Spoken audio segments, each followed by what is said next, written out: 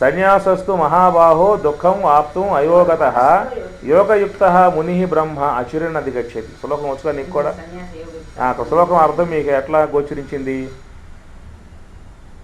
సన్యాసస్తు అక్కడ డివైడ్ చేస్తారు. పై సబ్జెక్ట్ నుండి కింద సబ్జెక్ట్ని డివైడ్ చేసేటప్పుడు తు అనే పదం వాడతారన్నమాట. సన్యాసహతు అది వేరు ఇది వేరు.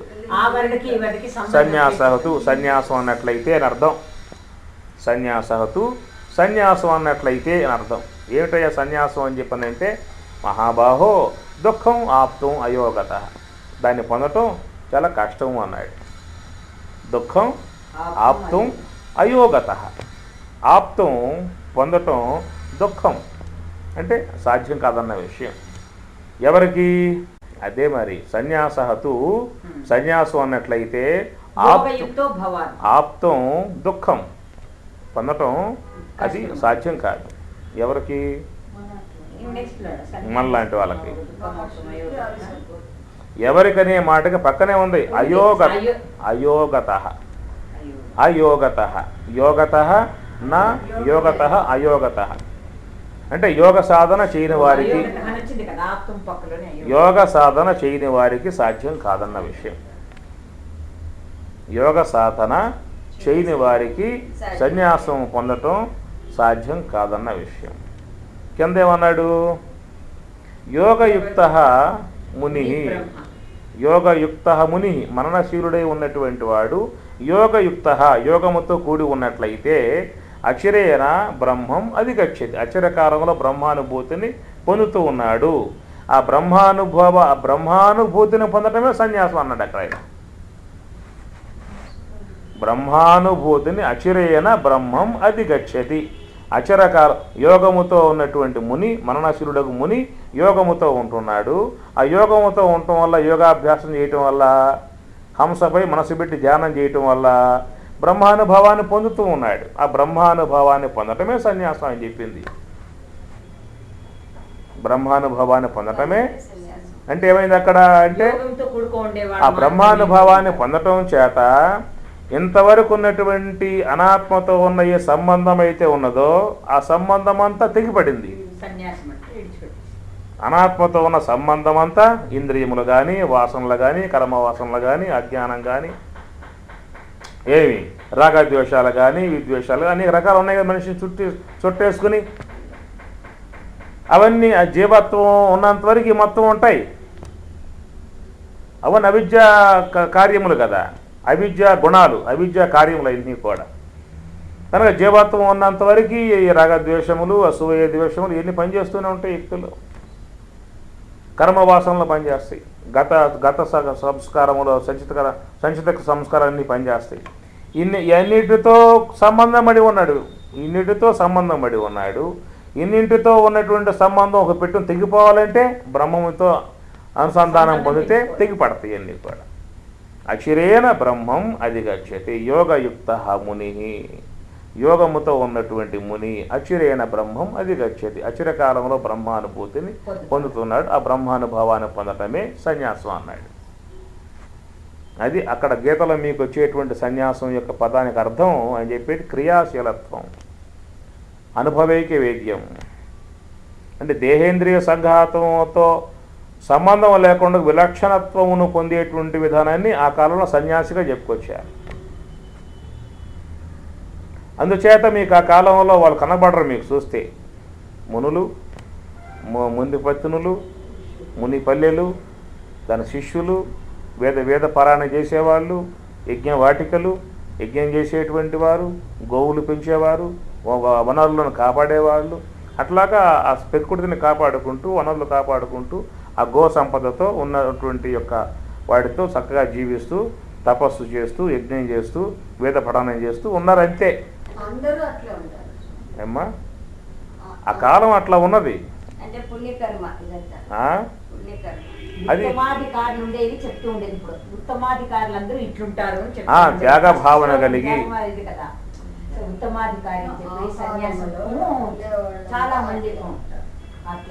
అలాంటి జీవనం అట్టి జీవనం కలిగి ఉన్నారు ఆ కాలంలో. అప్పుడు క్రియాశీలత ఉండే, ఇప్పుడు ఫుల్ ఆపోజిట్ అయిపోయింది. ఇప్పుడు ఆకారం వచ్చేసేసి ఆకారాన్ని సన్యాసం అని చెప్పి అంటూ ఉన్నారు. ఇప్పుడు వాళ్ళ ఆకారాన్ని ప్రాధాన్యత ఇవ్వలేదు, ఆకారాన్ని ప్రాధాన్యత ఇవ్వలేదు, క్రియకు ప్రాధాన్యత ఇచ్చారు. పని జీవన విధానం, మానవుని యొక్క సగటు జీవన విధానం ఎలా ఉండాలి, అది వాళ్ళ పాయింట్ అన్నమాట. ఈనాడు సొసైటీలో చూసేటువంటి మానవుని యొక్క జీవన విధానం అంత అస్తవ్యస్తమైంది. వాడు పరుగులు కానీ, ఉరుకులు కానీ, ఆర్జన కానీ, వాని తాపత్రయములు కానీ, అతని యొక్క ఆలోచన పరిధి కానీ, అతని యొక్క క్రియాశీలత్వం కానీ అన్నీ కూడా వాని జీవితాన్ని చిన్న భిన్నం చేసే విధానం, పక్క వాళ్ళను కూడా ఎరగొట్టేసి, పక్క వాళ్ళను కూడా నాశనం చేసేసి తాను ఎదగాలనేటువంటి యొక్క భావాలు బాగా పెరిగిపోయి ఉన్నాయన్నమాట. అందుచేత ఆ కాలంలో తొలి నుంచే వాళ్ళు జీవన పరిణామాన్ని, పరిమాణాన్ని చక్కగా వాళ్ళు చూసుకుంటూ సమాజానికి వాళ్ళు అందించారు. అలాంటి జీవనం చేసినప్పుడే సొసైటీ బాగుంటుంది, సంసారం బాగుంటుంది, వ్యక్తిగత జీవనం బాగా ఉంటుంది, అందరూ కలిసికట్టుగా జీవించే అవకాశం ఏర్పడుతుంది. ఆ దోపిడీతనం అప్పట్లో లేదు. ఉన్న వనరులు అందరూ కలిసి భుజించేవారు. సహనవు భునక్తు అంటలా, సహనవు భునక్తు, సహవీర్యం కరవావహై, సహవీర్యం, సహనవు అవతు, సహనవు భునక్తు, సహ కూడా శిష్యుడు కానీ గురువు కానీ అందరూ కూడా కలిసే సహవీర్యం కరవావహై, అందరూ కలిసే వనరులను సమకూర్చుకునేవారు. తేజస్వినవు అధీతమస్తు, తేజోవంతులై వాళ్ళు బాగా ప్రకాశించేవారు. మా విద్విషావహై, మా విద్విషావహై, ద్వేషభావాలు లేకుండా. ఏమ్మా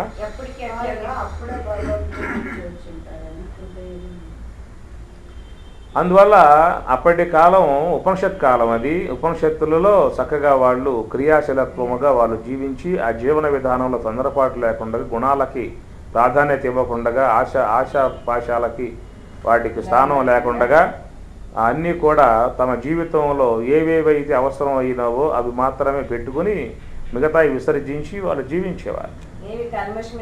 కల్మషం లేకుండా, జీవితానికి భంగం కాకుండా, తపస్సుకి ఇబ్బంది లేకుండా, జ్ఞానానికి ఆటంకం లేకుండా, పుష్కరంగా వనరులు ఉన్నాయి వాళ్ళకేం కావాలి. అప్పుడు గో సంపద ఉండేది, భూ సంపద అన్నీ ఉండేది, చక్కగా ప్రశాంతంగా జీవించేవాళ్ళు.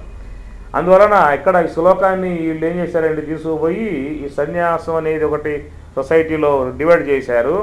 ఒకటేమో కర్మఠులుగా గృహస్థులు డివైడ్ చేసి ఇక్కడ మంత్రాలకి అట్లా అర్థం రాసుకొచ్చారు. అందుచేత ఈశావాస్యం ఇదం సర్వం యత్కించి జగత్యాం జగత్తేన త్యక్తేన పుంజీత, త్యాగభావనతో వాళ్ళు అనుభవించేవారు అన్నమాట. త్యాగభావం అని చెప్పనంటే నాదనేటువంటి యొక్క మమకారాలు లేకుండా అందరిది అనేటువంటి భావన. ఆ విధంగా కురవన్నేవేహ కర్మాణి జీవిషే శతం సమాహ ఏవం త్వయి నా అన్యథా అతః అస్తి నా కర్మ లిప్యతేనది కురవన్ ఏవ ఇహ కర్మాణి జిజీవిషేత్ శతం సమాహ. కాబట్టి ఆ విధంగా మీరు 100 ఏళ్ల కాలం జీవించండి అయ్యా అన్నారు కర్మలు చేస్తూ. ఇది మామూలు కంటిన్యూషన్ వచ్చేస్తుంది. ఏవం త్వయి నా అన్యథా అతః అస్తి నా కర్మ లిప్యతే నరే. ఆ విధంగా జీవించినట్లయితే వాళ్ళు ఆ కర్మల చేత అంటబడరు అని చెప్పి అన్నాడు. జిజీవిషేత్ శతం సమాహ, 100 ఏళ్ల కాలం జీవించవయ్యా, 100 ఏళ్ల కాలం నీ జీవనం కోరుకోమని చెప్పి అన్నాడు. చక్కగా హాయిగా జీవించు, కర్మలు చేస్తూనే జీవించు. అట్లా జీవించినట్లయితే నీవు కర్మల చేత అంటబడవు అనే మాటగా మనకు ఆ 2వ మంత్రం సూచించేదిగా ఉందన్నమాట.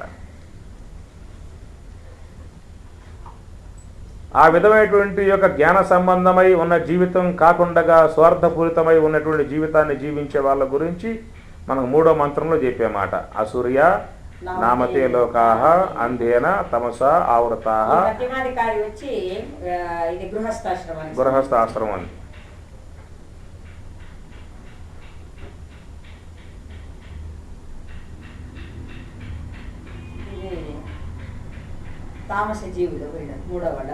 అసూర్య నామతే లోకాః అంధేన తమసా ఆవృతాః తాన్ తే ప్రేత్య అభిగచ్చంతి ఏకే చ ఆత్మహనః జనాః. ఇక్కడ మనం ఒక రకంగా ఆలోచించినట్లయితే ఈ పై మంత్రానికి కంటిన్యూషన్గా కనబడుతుంది నా ఉద్దేశం ఈ రెండో మంత్రం. ఆ విధంగా జీవించని పక్షంలో స్వార్థపూరితమై జీవించినట్లయితే ఆ జీవనం చేసేటువంటి వాడు ఎలాంటి యొక్క దుర్గతిని పొందుతాడో అనే అంశాన్ని ఈ మూడో మంత్రంలో మనకు కనబడుతుంది. అక్కడ కురవన్ ఏవేహ కర్మ అని వాటికి కంటిన్యూషన్ అవుతుంది చూడండి. అక్కడ కావాలండి మీరు కురవన్ ఏవహ కర్మ అని కురవన్ ఏవ చేస్తూనే ఆ విధంగా చేస్తూనే జీవించు 100 ఏండ్లు. భగవంతుడు మానవునికి శతమానం భవత్ శతాయు 100 ఏండ్ల కాలం సంపూర్ణంగా ఇచ్చాడు. మనం దాన్ని సరైనటువంటి యొక్క జీవన విధానంగా లేకుండా అస్తవ్యస్తంగా జీవించడం కారణముగా ఆయుక్షణత అనేది ఏర్పడుతూ ఉన్నది.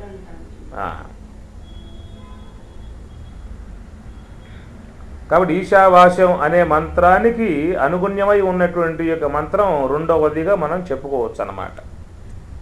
ఏమిటంటే పైన ఏం చెప్పాడంటే చక్కగా త్యాగశీలత్వం కలిగి సమస్తం విశ్వమంతా పరమేశ్వరుని యొక్క సాకార ఆకారముగా భావించి ఆ విశ్వమును భగవదారాధనగా భావిస్తూ తన జీవన విధానాన్ని చక్కగా అనుష్ఠానాత్మకంగా గడుపుకుంటూ పోయేటువంటి వాడు.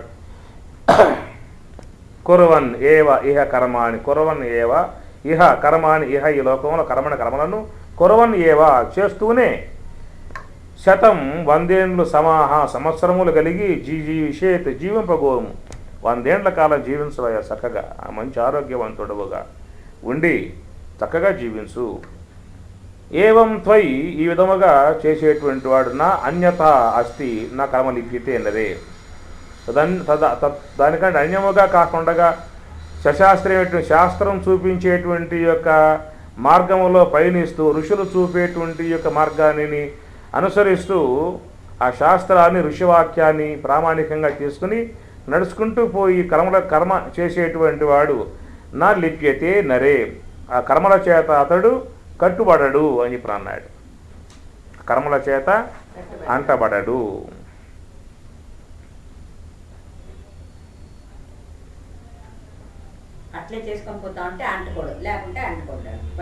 కాబట్టి ఇక్కడ ఒక జ్ఞాని యొక్క సంబంధ లక్షణాన్ని ఈ శ్లోకాల్లో మంత్రాల్లో మనకి తెలియబడుతూ ఉంటుందన్నమాట. మీకు ఈ మాటలు గీతలో కూడా పరమాత్మ చెప్పుకొస్తాడు. యస్వాత్మరితిరేవ స్యాత్ ఆత్మతృప్తశ్చ మానవః ఆత్మనియేవచ సంతుష్టః తస్య కార్యం న విద్యతే. వాని విధి విధానమై ఉన్నటువంటి కర్మలు అనేటువంటి ఏమి ఉండవు. లోకహితార్థముగా కర్మలు ఆచరిస్తూ ఉంటాడు. ఒకవేళ కర్మలు ఆచరించినప్పటికీ కూడా ఆ కర్మ ఫలముల చేత అతడు బద్ధుడు కాడు అని అంటాడు. కాబట్టి జ్ఞాన సంబంధ భావన కలిగి జ్ఞాన సంబంధ అనుష్ఠానం కలిగి తత్వానుభూతి కలిగి లోకంలో వ్యవహరిస్తున్నప్పటికీ కర్మలు చేస్తూ ఉన్నప్పటికీ కూడా ఆ కర్మల యొక్క సంబంధమైనటువంటి యొక్క దోషాలకి ఇతడు బద్ధుడు కాడు అనేటువంటి అంశం. పద్మపత్రం ఇవాంభస అనేది గీతలో వచ్చే మాట. తామరాకు నీటిలో ఉన్న ఆ తామరాకు నీటిలో పుట్టిన నీటి చేత పెరిగిన నీరే జన్మస్థలం, నీరే నివాస స్థలం, నీరే ప్రాణాధారం అన్నీ అవి ఉన్నాయి. కానీ నీటిని మాత్రం అది అంటది. అట్లా ఈ యొక్క లోకంలో ఉన్న లోక వ్యవహారం చేస్తూ ఉన్న లోకులతో సంబంధాలు కలిగి ఉన్నప్పటికీ కూడా ఆ కర్మల చేతి అంటబడకుండా పద్మపత్రం లాగా ఉంటాడనేటువంటి మాట. కురవన్ని నా కర్మలిప్యత అయినది కర్మల చేత అతడు అంటబడడు అన్నాడు. గీతలో ఇంకోసారి ఒక మాట వస్తుంది. 3 లోకాలను సంహరించినప్పటికీ కూడా నా హత్వా వాడు సంపనే వాడే అవుతున్నాడు అని చెప్పని అంటాడు. అతడు ఏమి చేసిన వాడే కాదని చెప్పని అంటాడు. మీకు ఈ మాటలు 4వ అధ్యాయంలో పరమాత్మ చాతుర్వర్ణ్యం మయా సృష్టం గుణకర్మ విభాగశః తస్య కర్తారం అభిమాం విద్ధి అకర్తారం అవ్యయం. తర్వాత శ్లోకం చాతుర్వర్ణ్యం మయా సృష్టం గుణకర్మ విభాగశః తస్య కర్తారం అపి. నన్ను కర్తగా మీరు భావించినప్పటికీ కూడా అకర్తారం అపి అవ్యయం నన్ను అకర్తగా అని తెలుసుకోండి. నేను చేసేటువంటి విధానం కలవాడుగా మీకు కనపడవచ్చు, వాస్తవికంగా నేను ఏమీ కూడా చేయలేదు అనేటువంటి విషయాన్ని మీరు తెలుసుకోవాల్సి ఉంటుందంటాడు. అనగా జ్ఞాని లోక వ్యవహారం చేసినప్పటికీ చేస్తున్నాడనేటువంటి విషయంగా నీవు కనబడ్డా అతడు స్వరూపతః చూస్తే ఏమీ కూడా చేయనివాడే. అతడు కర్మలు చేస్తున్నటువంటి వాడుగా లోకానికి కనబడుతున్నప్పటికీ కూడా స్వరూపతః చూస్తే వాడు ఏమీ కూడా చేయనివాడే. ఇప్పుడు సామాన్యమైన వ్యక్తి ఎట్లున్నాడు, జీవభావం కలిగి ఉన్నాడు, ఇంద్రియాలకు సంబంధపడి ఉన్నాడు, రాగద్వేషాలు కలిగి ఉన్నాడు, వాటి తగులుకొని ఈ వాసనలకు తగులుకొని అజ్ఞానం తగులుకొని పనిచేస్తున్నాడు. కాబట్టి వాటికి ఫలితాలకు వాటికి గురయ్యే అవకాశాలు ఉంటాయి. కానీ స్వరూపతః తత్వమునందు లీనమై స్వరూప భావనతో ఉంటూ ఈ కేవలం దేహేంద్రియ కర్మలు జరుగుతూ ఉన్నప్పటికీ కూడా లోకానికి వాడు చేస్తున్నాడనే భావనగా గోచరించినప్పటికీ కూడా స్వరూపతః చూస్తే అతడు ఏమి చేయని వాడే అనే భావం వస్తుంది. నిమిత్త మాత్రం భవ సవ్య సాచిన్, నువ్వు నిమిత్త మాత్రంగా ఉండవయ్యా, నేనే అన్నీ కూడా అనే బాట అక్కడ అది వస్తుంది. అర్జునుడికి సంబంధించిన విషయం అది.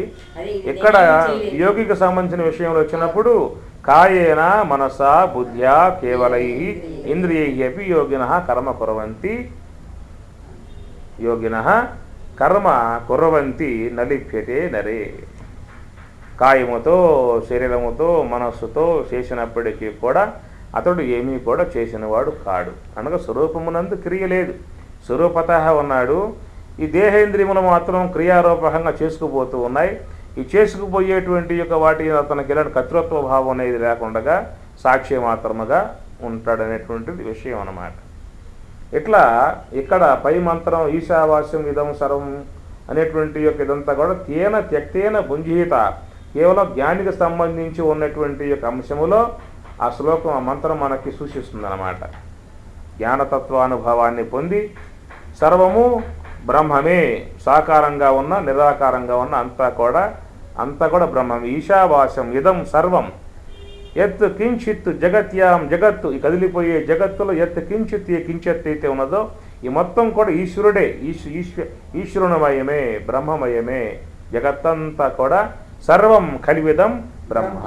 ఇది మన సోంగాలు చెప్పినప్పుడు 3వ సోపానంగా చెప్పుకొస్తారు. ఇది సోహం మొదటి సోపానం, తత్వమసి 2వ సోపానం, అహం బ్రహ్మాస్మి 3వ సోపానం, సర్వం కలివిదం బ్రహ్మ 4వ సోపానం కింద స్వామి చెప్పిన మాట ఇది. ఈశావాస్యం ఇదం మొత్తం కూడా బ్రహ్మమే, బ్రహ్మమే. ఆ బ్రహ్మమే జగదాగారముగా భాషిస్తుంది. అనగా అధ్యస్థముగా భాషించేది అదే, దీనికి అధిష్టానముగా ఉన్నది కూడా అదే అని చెప్పని. ఆభరణములుగా ఉన్నది అదే, బంగారం కూడా అదే. ఆ బంగారమే ఆభరణములుగా భాషిస్తూ ఉన్నది. ఆభరణములుగా భాషించిన అది ఆభరణములు కాల, బంగారంగానే ఉండి ఆభరణములుగా భాషిస్తుంది. బంగారంగానే ఉండి ఆభరణములుగా భాషిస్తుంది. బ్రహ్మము తన స్వరూపతః తను చెడకుండా ఆ విధంగానే ఉండి ఆయన జగత్తుగా గోచరిస్తూ ఉన్నాడు. దీని వివర్తవాదము అన్నారు. వివర్తవాదం, పరిణామవాదం కాదు. పరిణామవాదం సాంఖ్యులు చెప్పేమాట. పరిణామవాదంలో పదార్థం చెడి మరొక రూపాంతరం చెందుతుంది అన్నమాట. పరిణామవాదం అది. వివర్తవాదం ఏంటంటే వస్తువుగానే ఉండి ఆ వస్తువుకి ఎలాంటి యొక్క బాధకం లేకుండా మరొక వస్తువుగా భాషించడం అని అన్నమాట. అట్లాగా ఈ జగత్తంతా భగవంతుని యొక్క మయముగా దర్శిస్తూ తేన త్యక్తేన భుంజీత, సమస్త విశ్వం యొక్క పట్ల ఎలాంటి యొక్క తనదనేటువంటి భావం లేకుండా, రాగద్వేషాలు లేకుండా, స్వార్థ బుద్ధి లేకుండా, నిస్వార్థముగా ఈశ్వర భావనగా జగత్తంతా సర్వేశ్వరునిగా దర్శిస్తూ ఉండేటువంటి యొక్క విధానం అన్నమాట. పై మంత్రంలో మనకు వచ్చేటువంటిది. ఆ మంత్రం యొక్క కంటిన్యూషనే కిందదన్నమాట. అయ్యా ఈ విధముగా ఉండి కుర్వన్యేవైహ కర్మాణి జిజీవిషేత్ 100 ఏళ్ల కాలం జీవించు అని చెప్పిన అన్నాడు. సంపూర్ణ వాయువు భగవంతుడు ఇచ్చిన పై విధముగా ఏవం ఆ విధముగా పై విధముగా జీవించు, 100 ఏళ్ల కాలం జీవించు. భగవంతుడు ఇచ్చిన జీవితం అది. మనం ఈమంటే ఆయన ఏమి ఇవ్వలేదు కదా, ఉండమంటే ఆయన ఉంచడగా. ఆయన సంకల్పం ఎట్లా ఉంటే అది జరుగుతూ ఉంటుందే కానీ నువ్వు సంకల్పించినట్లుగా జరిగేటువంటిది లోకంలో ఏమి ఉండదు. మానవుడు ఎన్నో సంకల్పాలు చేస్తూ ఉంటాడు. అన్ని సంకల్పాలు నెరవేరుతాయా? లేదు. అన్ని నెరవేరవు. చూడరు అసలు దేవుడితో. వీడు అనుకునే విధానం వేరు, జరిగే విధానం వేరు.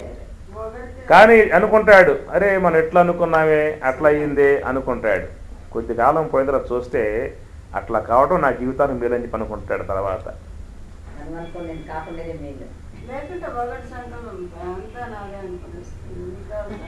ఇప్పుడు జీవుని యొక్క సంకల్పంలో సంకుచితం ఉంటుంది. అంతా నాకేనంటే ఇంకొకటి అనుకోలేదు ఏడుతుంది అంటా చూసుకోవాలి. ఒకేసారి చెప్పేసి ఇప్పుడు ఇదంతా నాదే అన్నప్పుడు మీకు ఏమొస్తుంది? అందరూ అది అనుకోని అది ఇదైపోతే ఎవరిది ఇదే? అందుకే అనుకుంటే అయ్యలేదు. ఇప్పుడు జీవుడు చేసే సంకల్పం సంకుచితమై ఉంటుంది, అవగాహన రహితమై ఉంటుంది, దోషభూయిష్టమై ఉంటుంది. కనుక వీడు అనుకున్నవి కనుక జరిగితే మాత్రం అది వాడికే ప్రమాదం. అసలు వాడు అనుకున్నవి అసలు జరగవు. తర్వాత చూస్తే అనుకున్నటువంటి జరగాల్సిన ఏవైతే ఉంటాయో అవి జరుగుతూ ఉంటాయి అన్నమాట. అనుకుంటాడు వీడు, ఇట్లా అనుకున్నానే, అది ఎట్లా అయ్యింది, నేను అనుకున్నట్లయితే బాగుండేది అని ఇప్పుడు అనుకుంటాడు.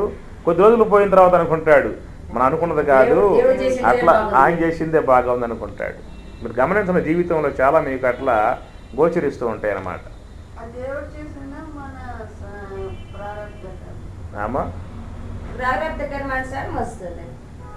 నువ్వు ఏదైనా పేరు పెట్టుకో, ఏదో ఒక వెనకాల ఒక శక్తి ఒకటి ఉన్నది, తదనుగుణ్యంగా జరుగుతూ ఉన్నది. ఒక క్రియాత్మక ప్రవృత్తి అనేది ఒక నియంత్రణ అనేటువంటిది, ఒక నియంత్రణ అనేటువంటిది, నిబద్ధత అనేటువంటిది చూసినట్లయితే వెనకాల దానికి ఏదో ఒక సంకల్పం ముడిపడి ఉంటుంది. ప్రకృతి ఈ విధంగా ఉండాలి, ఈ విధంగా ఋతువులు రావాలి, ఇప్పుడు ఈ దేహం ఉంది, బాడీ ఉంది, ఇట్లా ఉండాలని చెప్పి మనం అనుకున్నావా? ఇన్ని ఏళ్ళు ఎందుకై పెట్టావు, నాకు 1000 వేలు చాలని చెప్పాను.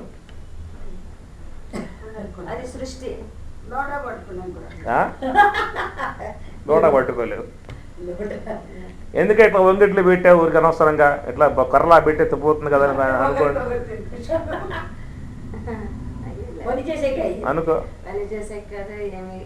అనుకో అట్లా. ఎందుకే కాళ్ళు అట్లా వెనక ఉంచుతున్నావు? ముందు కొంచెం పెట్టొచ్చు కదా, వెనక పోయి పడతావు, వెనక్కి పోతుంది. అది ఇది ముందు వంగిట్లో పెట్టాడు, ఇది వెనక్కి వంగదుగా, పెట్టేశాడు. వెనక పోనే కూడా నీకు అవసరం లేదు, వెనక పోవాల్సిన అవసరం లేదు. ఇట్లా పోతే పోవచ్చు, ఇక్కడ వెనక్కి పోయే విధానం పెట్టలా. ఇక్కడ అది ముందుకు వచ్చేదాన్ని ఇక్కడ పెట్టలేదు, ఇక్కడ అట్లా పెట్టలేదు, అక్కడ అట్లా పెట్టలేదు. కనుక ఒక ఆలోచన అక్కడ పని చేస్తున్నట్లు అనిపిస్తుంది మనకి.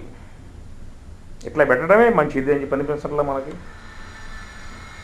ఇప్పుడు కళ్ళు ముందు పెట్టాడు, చెవులు పక్కన పెట్టాడు. ఆ చెవులే ముందుండే పక్కనుంటే కళ్ళు అనిపిస్తే మనకి అటు ఇటు చూస్తావు, ఎదురుగా వచ్చే చూస్తా.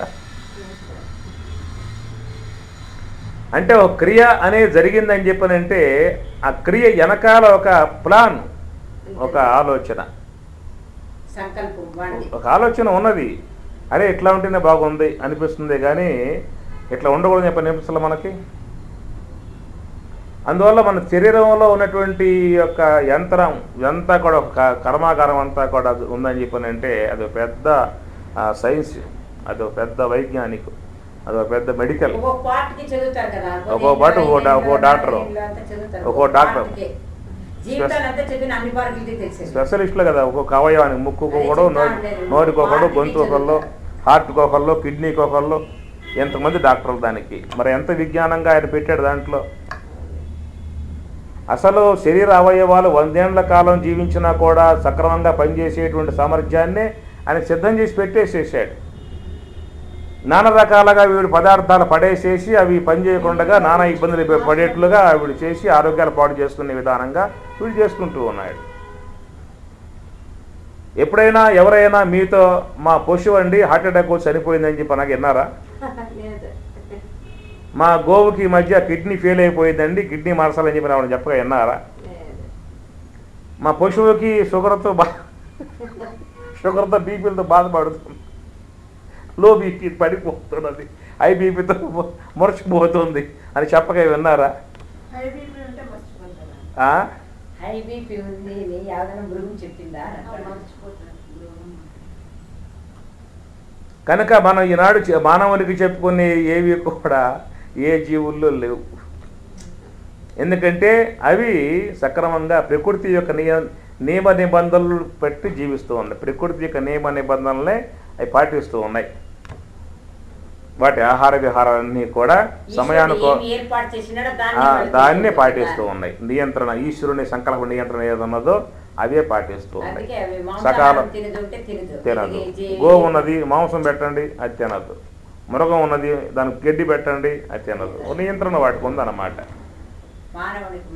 అవి చక్కగా సకాలంలో నిద్రిస్తాయి, సక్రమంగా నియమబద్ధంగా భుజిస్తాయి. ఏదైనా అజెత్తి చేస్తే ఉపవాసం ఉంటాయి. మనలాగా మందులు మింగి మనం తినం ఆహారాలు.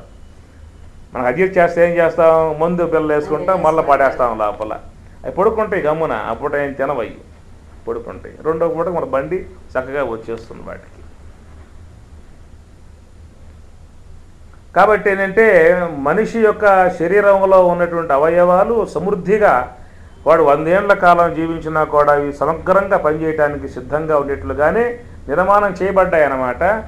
వాటిని మనం అనేక రకాలైనటువంటి యొక్క వాటితో వాటిని నాశనం చేస్తున్నాం. అంతవరకు వాటి క్రియాశీలత్వాన్ని చెడగొడుతూ ఉన్నాం. ఇప్పుడు ఈనాడు తినేటువంటి పదార్థాలు ఎంత ఎరువులు, ఎంత కెమికల్స్ దాంట్లో వచ్చేస్తూ ఉన్నాయి మన తినే ఆహారాల్లోనే. అవన్నీ లోనకు పోతున్నాయి కదా. ఏ యొక్క మందులు భూమిలో చల్లారో ఆ మందులు ఏ మొక్క పీల్చుకున్నదో ఆ మొక్క ద్వారా కాండానికి ఆ కాయకు వచ్చేస్తుంది కదా, లోపల అణువులు ఉన్నాయి కదా, అవి తింటున్నాం కదా మనం ఎన్ని కూడా. అందుకే ఈనాడు చాలామంది ఆ విషయం గమనించే ప్రకృతి పరంగా పండించుకుని మామూలు ఎరువులతో పండించుకుని కూడా చేసుకుంటూ ఉన్నారు. మనం వింటూ ఉన్నాం న్యాచురల్గా పదార్థాలు ఉత్పత్తి. అది దాంట్లో ఇంక దోషాలు ఏమి ఉండవు. ప్రకృతి పరంగా దాంట్లో అణువులే ఉంటాయి, అవి శరీరానికి ఆరోగ్యాన్ని ఇస్తాయి. ఇట్లాగా ఒక నిర్మాణాత్మకమైన ప్రక్రియ ఉందంటే ఆ ప్రక్రియ ఈశ్వర సంకల్పం ద్వారా చేయబడటము. తర్వాత తన జీవితంలో జరిగేటువంటి చాలా సంఘటనలు అది ఈశ్వరుని యొక్క సంకల్పాత్మకంగా వస్తున్నాయా అనేటువంటి విధానంగా మనం జీవితంలో తొంగి చూస్తే కొన్ని కనబడతాయి మనకి. అంటే ఈశ్వరుడు మానవునికి వెనకాల ఉండి మేలు చేస్తూ ఉన్నాడు అన్నటువంటి యొక్క భావన, అనేక రకాలుగా వాడికి రక్షించే భావన. కొన్ని ఆపదలు మనకి జీవితంలో వస్తూ ఉంటాయి. ఆపదల నుంచి బయటపడతాం కదా. బయటపడిన తర్వాత మనం చూసినట్లయితే ఎవరో అదృష్ట శక్తి నన్ను రక్షించిందనేటువంటి భావన మనకు అనిపిస్తుంది. చాలా సంఘటనలు నేను నా జీవితంలో అట్లా వెనక్కి తిరిగి చూస్తే ఆ యొక్క ప్రాణాంతమైనటువంటి యొక్క సంఘటనలు కూడా చూస్తే అవి ఏదో ఒక అదృశ్య శక్తి మనల్ని బయటపడేసింది అనిపిస్తుంది అన్నమాట. రక్షిస్తుందని అనిపిస్తుంది. ఆ సిచ్యువేషన్లో అది అట్లా తప్పిపోతుంది అన్నమాట, పడిపోతుంది. అది ఎవరో చేసింది కాదు అనిపిస్తుంది మనకి. ఏదో మనం రక్షించడానికి ఏదో శక్తి అక్కడ పనిచేసింది అనేది మనకి కనపడుతూ ఉంటుంది మన జీవితానికి. అందువల్ల జిజీవిషేతు శతం సమాహ, భగవంతుడు ఇచ్చినటువంటి 100 ఏళ్ల కాలం సమృద్ధిగా జీవించుము. తర్వాత ఏమన్నాడు, ఏవం త్వయి, ఈ విధముగా త్వయి నీయందు నా అన్యథా అస్తి, మరొకటి లేదయ్యా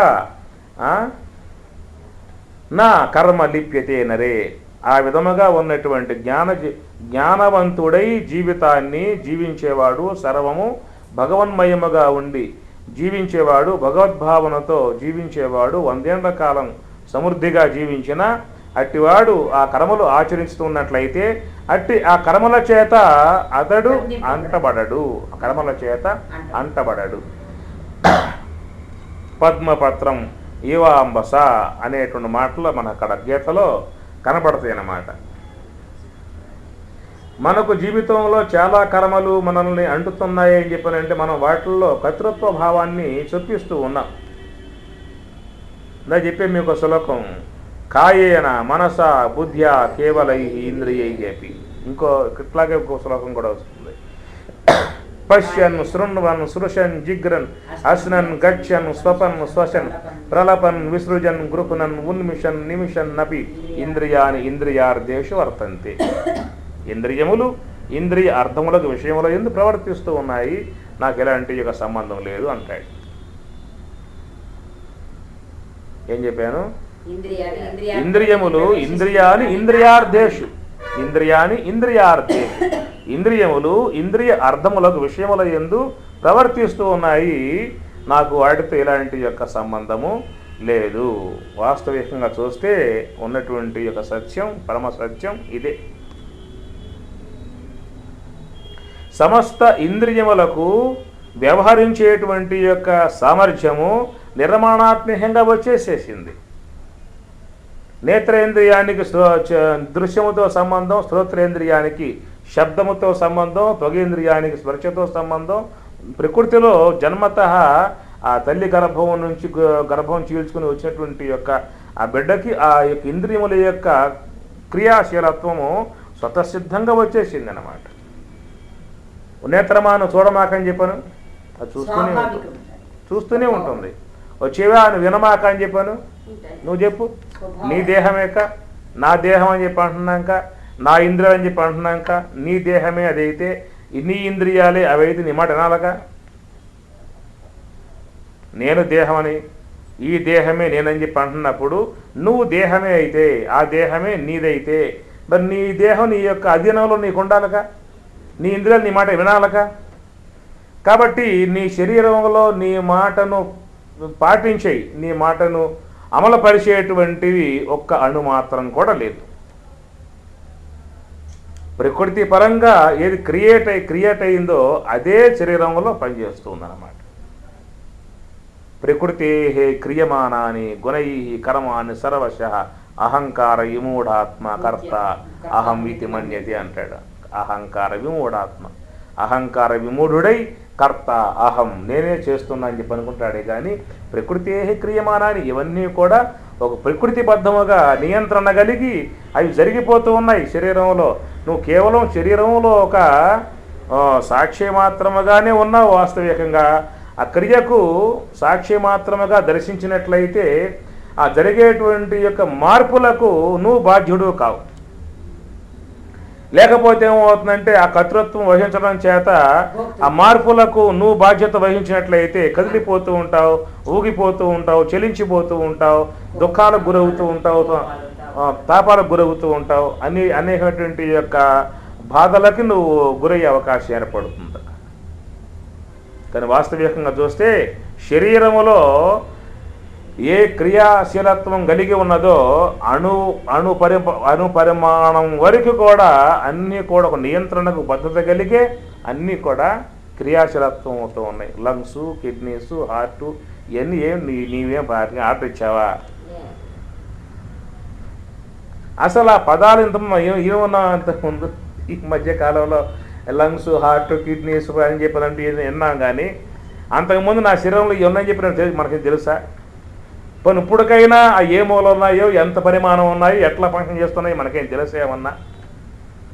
ఏ అవయవం ఏ ద్రవాన్ని ఉత్పత్తి చేస్తుందో, ఆ ద్రవం ఏ ద్రవాల్లో కలిసి ఎట్లాగా మారుతుందో, ఆ మారిన తర్వాత ఆ ద్రవాలు ఏ నాడి మండలాలకు పోతున్నాయో, ఏ నాడి మండలాలకు పోయి ఏ ఇంద్రియాలకి అట్లా సప్లై చేసి ఆ ఇంద్రియాలు పనిచేస్తున్నాయో అనేటువంటి యొక్క ఆ ప్రక్రియా విధానంలో జరిగేటువంటి యొక్క విధానంలో కూడా మనకేదన్నా దాన్ని తెలిసిందే మనకేమన్నా ఉన్నదా?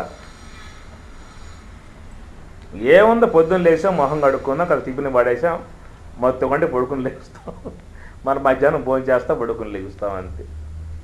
కనుక నువ్వు ఆ శరీరంతో ఎంత ఉన్నప్పటికీ కూడా ఆ శరీరంలో జరిగేటువంటి ఆ క్రియలకు ఎలాంటి నీకు బాధే లేదు. అంత మిషన్ జరుగుతుంది కదా, అంత మార్పులు జరుగుతున్నాయి కదా, అన్ని పదార్థాలు పడేస్తే అవన్నీ కూడా జీర్ణం చేయబడి రసాలుగా మార్పబడి ఆ రక్తముగా లోపల వాత, పిత్త, శ్లేష్మల మొత్తం ఉత్పత్తి కావాలి.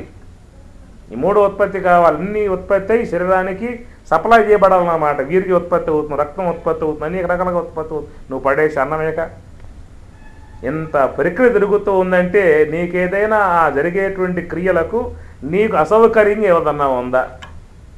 మన ఇంట్లో ఒక పిండి మిషన్ పెట్టుకోండి, అది శబ్దం చేస్తూ ఉంటుంది, కాసేపు అయితే ఆపేస్తాం. చెడిపోతుంది. గ్రైండర్ పెట్టుకోండి, ఏమన్నా పెట్టుకోండి, మీకు ఆటంకం, మీకు ఇబ్బంది. ఇంట్లో నువ్వు ప్రశాంతంగా జీవించే నీ ఇంట్లో శబ్దం చేసేటువంటి యొక్క మిషన్ ఏది పెట్టుకున్నా ఇబ్బంది. మరి ఇంత మిషన్ లోపల జరుగుతుంది కదా, నీకేంత ఇబ్బంది జరుగుతుంది ఇక్కడ? ఇబ్బంది ఉంటే ఎక్కడ ఇప్పుడు లోపల మిషన్ జరుగుతూ ఉంది, నీకు డిస్టర్బ్ అయిపోతూ ఉంది, వేడకపోవాలి. కాబట్టి ఆయన ఎట్లా పెట్టాడు అంటే మీకు ఎలాంటిది ఏమి తెలియదు. మీ జీవన విధానం చక్కగా లేచారా, స్నానం చేసుకున్నారా, పూజ చేసుకున్నారా, జపం చేసుకున్నారా, ధ్యానం చేసుకున్నారా, టీవీ చూసుకున్నారా, మీ పనులు జరిగిపోతూ ఉంటాయి. ఆ లోన్ జరిగేటువంటి యొక్క ప్రక్రియలకి మీ జీవన విధానానికి ఆయన ముడి పెట్టాల. ఆ పని జరిగిపోతూ ఉంటుంది. మీ కార్యక్రమం మీరు చక్కగా మీ జరిగిపోతుంది. మీకు డిస్టర్బ్ అయినా పెట్టలా. లేకపోతే దాన్నే చూస్తూ ఉండాలి. ఇది ఇక్కడ అవుతుంది. ఒకసారి మీరు చెప్పింటే కదా, శ్వాస మనతోనే తీసుకోమని చెప్పేసి నా కంట్లో పెట్టి ఇచ్చేదో మనం చేసేట్లుంటే యావ పని జరిగేది లేదు, అయిపోతే మొత్తం బంద్, మొత్తం వస్తారు, మాట్లాడే అవకాశాలు. ఏమైనా పని పెడతారో లేకపోతే శ్వాస తీసుకునేది పెడితే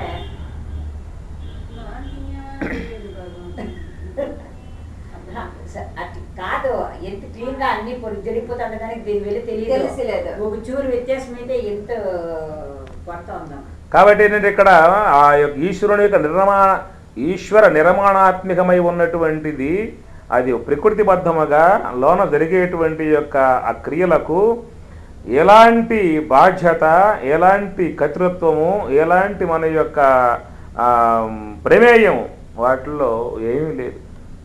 అది ఒక స్వతసిద్ధముగా జరిగిపోతూ ఉన్నది. అయ్యా నువ్వు కేవలము కురవన్నేవే కర్మ నకర్మ లిప్యతేనరే, నువ్వు కర్మలకు అంటబడవు. నువ్వు జరిగేటువంటి యొక్క వాటికి నువ్వు సాక్షిగా ఉండగలిగితే, నువ్వు సాక్షిగా జీవించగలిగితే నిన్ను ఆ కర్మలు బంధించేవిగా ఉండవు అన్నాడు. ఏది జ్ఞాన భావన కలిగి జ్ఞాని జీవిస్తాడు, జ్ఞానేగువాడు అదే భావన కలిగి ఇదంతా ప్రకృతి రూపకంగా జరిగిపోతూ ఉన్నది.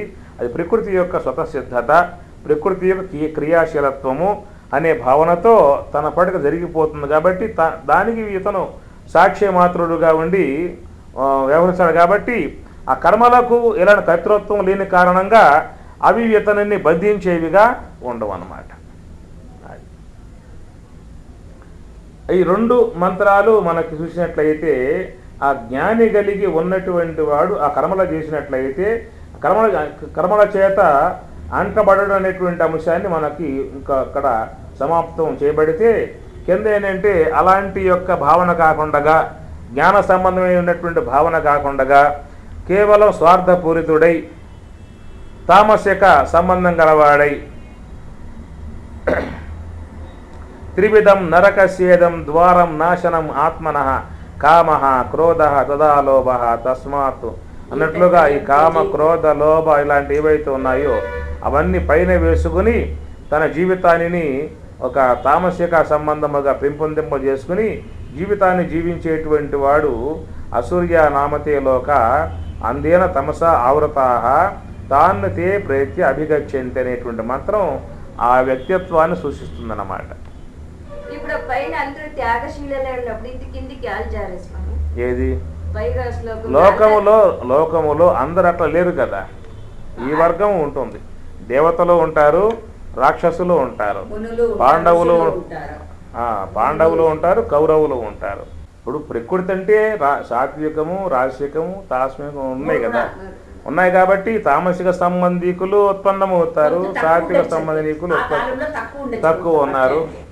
కాబట్టి అప్పట్లో మానవ సముదాయం చూసినట్లయితే మానవ సముదాయంలో చాలా వరకు సాధు స్వభావం కలిగి ధార్మిక సంబంధ భావనలు కలిగి దైవీ సంబంధమైనటువంటి యొక్క మార్గం కలిగి వేదము, యజ్ఞము, తపస్సు, జపము ఇలాంటి వాట్లను అనుష్ఠిస్తూ ఆ జీవితాన్ని ఒక తామస జీవితం కాదు, తాపస జీవితాన్ని గడుపుతూ ఉండేటువంటి విధానంలో వాళ్ళను ఉద్దేశించి చెప్పినటువంటి యొక్క మంత్రాలుగా మనం 2 మంత్రాలు గ్రహించుకోవాలన్నమాట. అలాంటి వ్యక్తిత్వం కలిగి 100 ఏళ్ల కాలమైనా జీవించవయ్యా. ఆ 100 ఏళ్ల కాల జీవితంలో కూడా చేసినప్పుడు కూడా నువ్వు ఏ కర్మల చేత అంటబడవు అనేటువంటిది, బంధింపబడడు. బంధింపబడవు. అట్లా చేయకపోతే నాణ్యత నా కర్మలు ఇప్పేది కింద వస్తున్నమాట అది. అది మీ గీతలో ఇంకో మాట ఉంది, పరమాత్మ అంటాడు సాట, ఇంద్రియై ఇంద్రియార్థేషు వర్తంతే ఇది ప్రసాదం అధిగచ్చతి. అనగా రాగద్వేష వియుక్తై, రాగద్వేషములు లేకుండా జీవించగలిగితే ఆత్మ ప్రసన్నతను వాడు పొందగలుగుతాడు. ప్రసాదం అధిగచ్చతి, 2వ అధ్యాయం. అందువల్ల వ్యక్తి ఈ యొక్క మనస్సులో రజోగుణాత్మికముగా కలిగి ఉత్పన్నమయ్యేటువంటి ఏ గుణాలు అయితే ఉన్నాయో ఆ గుణాలకు వశుడై జీవించినప్పుడు తన జీవితం పతన స్థాయికి పోయేదిగా ఉంటుంది. అయితే ఆ గుణాలని తన అధ్యయనంలో పెట్టుకుని జీవితాన్ని జీవించినట్లయితే తన జీవితం తాత్విక పరంగా, సాత్విక పరంగా, దైవీ పరంగా ఉంటుందన్నమాట. ఇప్పుడు కామక్రోధాది గుణాలు లేకుండా ఏ ప్రాణి లేదు. అవి ఉత్పన్నమైనవి మన శరీరంలో ఏ ప్రకారం ఇంద్రియాలు ఉత్పన్నమయ్యాయో, జ్ఞానేంద్రియాలు, కర్మేంద్రియాలు, అంతరేంద్రియాలు ఎట్లా ఉత్పన్నమయ్యాయో అట్లా ఈ గుణాలు కూడా ఉత్పన్నమయ్యినాయి. గుణాలు కూడా ఉత్పన్నమైనవి. ఈ గుణాలు కూడా సాత్విక సంబంధ గుణాలు ఉంటాయి, రాశిక సంబంధ గుణాలు ఉంటాయి, తామసిక సంబంధ గుణాలు ఉంటాయి. మన శరీరంలో సాత్విక సంబంధ ఇంద్రియాలు ఉన్నాయి, రాశిక సంబంధ ఇంద్రియాలు ఉన్నాయి, తామసిక సంబంధ ఇంద్రియాలు ఉన్నాయి. అందువల్ల ఉన్నటువంటి వాటిని వివేకముతో మనిషి భగవంతుడు వీడికి వివేకాన్ని ఇచ్చాడు, విజ్ఞానం ఇచ్చాడు. విజ్ఞానము, సుజ్ఞానము, ప్రజ్ఞానం, విశేషణ జ్ఞానం అన్నీ వీడి వనరులు అన్నీ ఇచ్చేసాడు అనమాట. వాటిని ఆసరాగా చేసుకుని ఏవైతే అతనిని ఇబ్బంది పెట్టేవిగా ఉన్నాయో వాటిని తన అధ్యయనంగా చేసుకుని వాటికి లోను కాకుండా, వాటిని క్రియాశీలత్వాన్ని పొందకుండా, వాటికి వశుడు కాకుండా అవి తన అధ్యయనంలో పెట్టుకుని ఏవైతే గుణాలు తనకు ఇబ్బంది కలగజేసేవిగా ఉండవో అలాంటి గుణాలు మాత్రమే క్రియాశీలత్వం కలిగి ఉంటాయి ఆయనలో. అలాంటి ఆ విచక్షణ లేకుండా, విజ్ఞానం లేకుండా, ప్రచలన శక్తి లేకుండా, తాత్విక జ్ఞానం లేకుండా ఉన్నటువంటి వ్యక్తి ఏం చేస్తాయంటే తనను పతనం చేసేటువంటి గుణాలకే ప్రాధాన్యత ఇచ్చి అవి చేసేటువంటి యొక్క యాక్షన్, అవి చేసేటువంటి యొక్క ఏవైతే ఉన్నాయో ఆ ప్రయోగాలకి వాడు ఆటమ్మటే పడి వాటినే క్రియారూపకంగా పెట్టుకుంటూ ఉంటాడు. వాటిని వివేకం గలవాడు అణిచిపెట్టుకుని తనకు మేలు చేసేటువంటి సాత్విక సంబంధ గుణాలని క్రియారూపకంగా వాటిని పెట్టుకుని ఆడు జీవిస్తాడు. ఎందుకంటే ఇప్పుడు విశ్వమంతా ప్రకృతి, గుణములు లేకుండా ప్రకృతి నిర్మాణం చేయబడలేదు. గుణములు అనేటువంటివి ఉండాలి, ప్రకృతిలో చేరి ఉన్నాయన్నమాట. వివేకంతో మనం వాటను వాడుకోవాల్సి ఉంటుంది. ఇప్పుడు కరెంట్ అనేది ఉన్నది, ఇది చాలా ప్రమాదదాయకం. అది చేపెడితే చంపిన తర్వాతనే కింద పడేస్తుంది వాడిని. అయినా కూడా మనం దాంట్లో ప్రమాదం ఉందని చెప్పని దూరంగా పారేసింది లేదు. అది లేకపోతే ఇప్పుడు మనకి ఏ పని కాదు. కాబట్టి వివేకం ఉపయోగించాం, దాని వినియోగ భాగం ఏమిటో వినియోగ భాగాన్ని తీసుకుని అపకార భాగాన్ని దాన్ని అణిసివేసి దూరంగా పెట్టుకున్నాం. అట్లా అది వివేక లక్షణం అన్నమాట. ఆ విధంగా వాడుకున్నప్పుడు తన శరీరంలో ఉన్నటువంటివే దైవీ సంపద ఏవైతే ఉన్నాయో వాటికి మాత్రమే ప్రాధాన్యత ఇచ్చి, వాటికి మాత్రమే క్రియాశీలత్వాన్ని ఇచ్చి, వాటిని మాత్రమే వ్యవహారయోగ్యములుగా చేసినప్పుడు తన జీవితం వానికి సుఖమయం అవుతుంది, చక్కగా ఆధ్యాత్మిక మార్గం ఉంటుందన్నమాట. అన్ని ఇవే ఉన్నాయి అని చెప్పాడు గీతల పరమాత్మ. దైవాసుర సంపత్తి అని చెప్పి అనేసాడు కదా, ఉన్నాయి కదా. దైవీ సంపద ఉన్నది నీ లోపల దైవీ సంపద ఉన్నది, ఆసురీ సంపద ఉన్నది, రెండు నీలో విరమానం చేయబడ్డాయి. నీ వివేకం ఉపయోగించు. నీ జీవితాన్ని ఏ యొక్క దానిని ఆశ్రయిస్తే బాగుంటుందో దాన్ని నువ్వు ప్రవర్తింపజేసుకో. అది ఆ యొక్క జీవన విధానం చెప్పినప్పుడు ఈ యొక్క తాత్వికమైనటువంటి మార్గంలో దానికి తపస్సు, యజ్ఞమని, పూజ అని ఆ కాలంలో అన్నీ కూడా చక్కగా వాళ్ళు బాహ్యంగాను అటు అంతరంగా రెండు ఆచరించుకున్నారు. యజ్ఞములు కూడా ఆ కాలంలో చేసేవారు అన్నమాట. ఎందుకు యజ్ఞాలు చేయటం అంటే ప్రకృతి యొక్క సమతుల్యతను కాపాడుకోవటానికి. ప్రకృతి యొక్క వాతావరణాన్ని పరిరక్షణ చేసుకోవటానికి ఇప్పుడు మన వస్త్రం మాలిన్యం అయిందనుకోండి, సబ్బుతో ఉత్తుకుంటాం, ఆ మురికంతా సూక్ష్మక్రిమి అంతా పోతుంది. అట్లనే చెమట పోసి ఉంటుంది దేహం అంతా, సూక్ష్మక్రిమి వచ్చేస్తుంది దేహం అంతా. కాబట్టి మంచి ఏదన్నా యొక్క సబ్బు కానీ ఏదన్నా దాన్ని శుద్ధం చేసుకుని దేహాన్ని కాపాడుకుంటున్నాం. అట్లా మరి ఈ యొక్క వాతావరణం అంతా కూడా మాలిన్యం సూక్ష్మ క్రిములతో వ్యాప్తమైనప్పుడు ఏం చేయాలంటే వాళ్ళు వనమూలికలు దాంట్లో వేసి, హవిస్సులు దాంట్లో వేసి అగ్నిలో హోమం చేయటం చేత అణువులన్నీ కూడా సూక్ష్మత్వాన్ని పొంది వాతావరణంలో వ్యాప్తమై దీన్ని కాపాడాయన్నమాట. మన శరీరంలో ఎర్ర కణాలు ఉన్నాయి, తెల్ల కణాలు ఉన్నాయి, యుద్ధం చేస్తూ ఉన్నాయి. ఎప్పుడైతే మనలో ఎర్ర కణాలు అంతరిస్తాయో, తెల్ల కణాలు పెరిగిపోతాయో అనారోగ్య పాలైపోతాడు. అనగా తెల్ల కణాలు అనారోగ్యాన్ని ఇస్తుంది స్వామి. ఇస్తాయి ఎర్ర కణాలు ఆరోగ్యం ఇచ్చే తెల్ల కణాలు, ఎర్ర కణాలు అనారోగ్యాన్ని ఇస్తాయి అన్నప్పుడు ఎప్పుడైతే ఈ యొక్క ఎర్ర కణాలు అభివృద్ధి అయ్యాయో మన శరీరములో వ్యాధి నిరోధక శక్తి అంతరిస్తుంది అన్నమాట. అన్నప్పుడు మన శరీరానికి ఎమ్మటే మెడిసిన్ ద్వారా వాళ్ళు మనకి ఈ తెల్ల కణాలు ఉత్పత్తి కావడానికి మెడిసిన్ ఇచ్చేస్తారు, మళ్ళా దేహాన్ని చేస్తారు. ఎట్లా మన శరీరాన్ని సంరక్షణ చేసుకునే విధానంలో మనం ఒక ప్రక్రియ అవలంబిస్తూ ఉన్నామో ఇది ఒక శరీరమే, ఇది శరీరమే.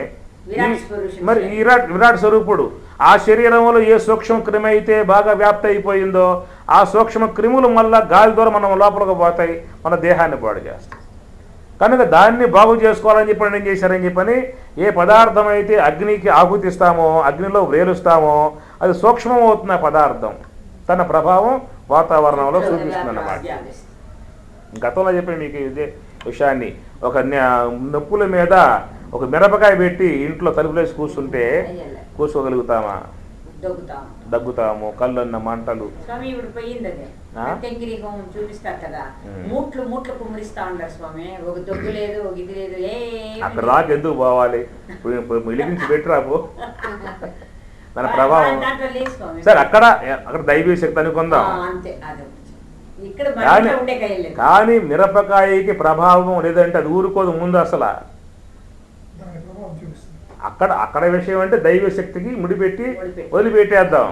అసలు మిరపకాయకి ఆ ప్రభావం లేదని చెప్పి అన్నాం అనుకో, ఆ మిరపకాయ ముందు కోపం వస్తుంది. చూడవై నా ప్రభావం నోట్లో వేసుకొని చూస్తా అని చెప్పి అంటుంది. ఆ పన్నది నా ప్రభావం నీకు చూపిస్తా అంటుంది. అంటే ఏమిటంటే ఇక్కడ విషయము ఆ మిరపకాయలో ఉన్నటువంటి ఒక ఘనీభవించి ఉన్నటువంటి యొక్క ఆ శక్తి అగ్నిలో పడగానే అణువులు విడబడి గాలిలో కలుస్తాయి అన్నమాట. అది వ్యాపకమైంది. ఘనీభవించిన శక్తి నిప్పు ద్వారా, అగ్ని ద్వారా సూక్ష్మం కావటంలో వ్యాపకం అవుతుంది ఆ పదార్థం. మరి ఒక మిరపకాయ వేస్తే ఎంత వాతావరణం వ్యాప్తి అయి మరి మన మీద ప్రభావం చూపుతుందని చెప్పి అన్నప్పుడు అన్ని వనమూలికలు, అన్ని అవిస్సులు దాంట్లో పోసినప్పుడు అదంతా ప్రకృతి అంతా వ్యాప్తి అది అనారోగ్యానికి హేతువై ఉన్నటువంటి యొక్క బ్యాక్టీరియా సంబంధ అణువులను అంతరింపజేసి ఈ శరీరం అది కాపాడుతుంది అన్నమాట. అందుకోసంగా ఆ కాలంలో మునులు దీన్ని కాపాడుకోవటానికి అది ప్రక్రియ పెట్టారన్నమాట. అంటే దేవతారాధన అనేది దైవ భావన. మనిషి ఎప్పుడూ కూడా పాపభీతి దైవ భావన అనేటువంటి పెట్టినప్పుడు ఎమ్మటి అమలు చేయడానికి ప్రయత్నం చేస్తాడు. అదే ఇట్లాగా సూక్ష్మక్రిమి వ్యాప్తి అయిపోయిందిరా, అంత చనిపోవలసి ఉంటుంది కనుక మీరు ఇట్లా కాల్చండి అని చెప్పి అన్నాం అనుకో, మనకెందుకు వాడు కాలుస్తారని చెప్పని అంటాడు వీడు.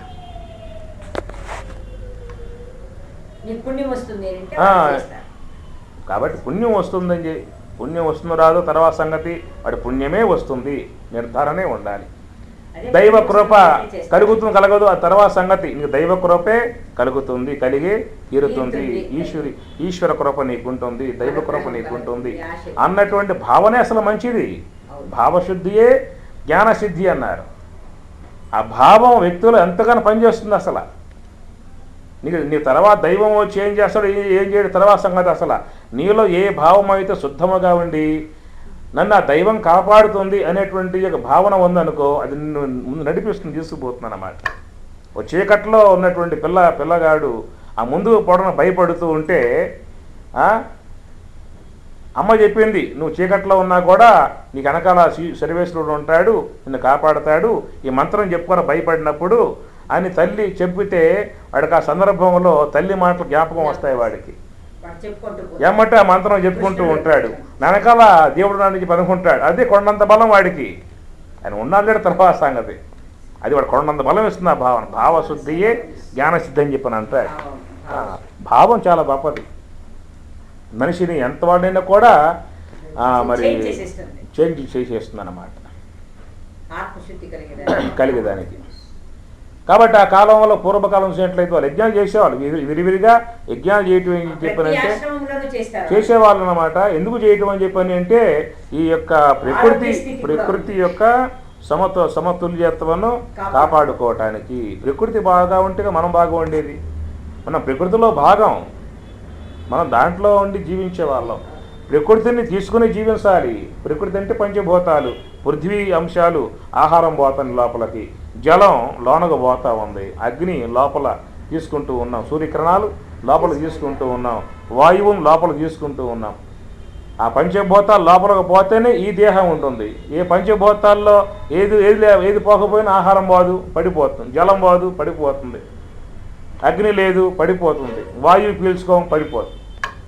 అందువల్ల ఈ యొక్క ప్రకృతి సమిష్టిగా ఉన్న ప్రకృతితో మనం ముడిపడి ఉన్నాం కాబట్టి అది బాగు చేసుకున్నప్పుడే మనం బాగా ఉండే అవకాశం ఏర్పడుతుంది అనే భావన వాళ్ళది. అందువల్ల ఇటు భౌతికంగాను వాళ్ళు దాన్ని స్పరిక్షణ చేసుకోవటము, రెండవది ఆధ్యాత్మికంగాను మానసికంగా వాళ్ళు వృద్ధి చెందటము. భౌతికంగాను ఆధ్యాత్మికంగాను మానసికంగా రెండు అవసరం వాళ్ళకి. ఎందువలన భౌతిక ఫిజికల్ బాడీ ఈ శరీరము కనుక అనారోగ్య పాలైపోయిందనుకో ఏం చేస్తావు నువ్వు? అసలు జపం చేస్తావా, ధ్యానం చేస్తావా, నడుస్తావా, కూర్చుంటావా?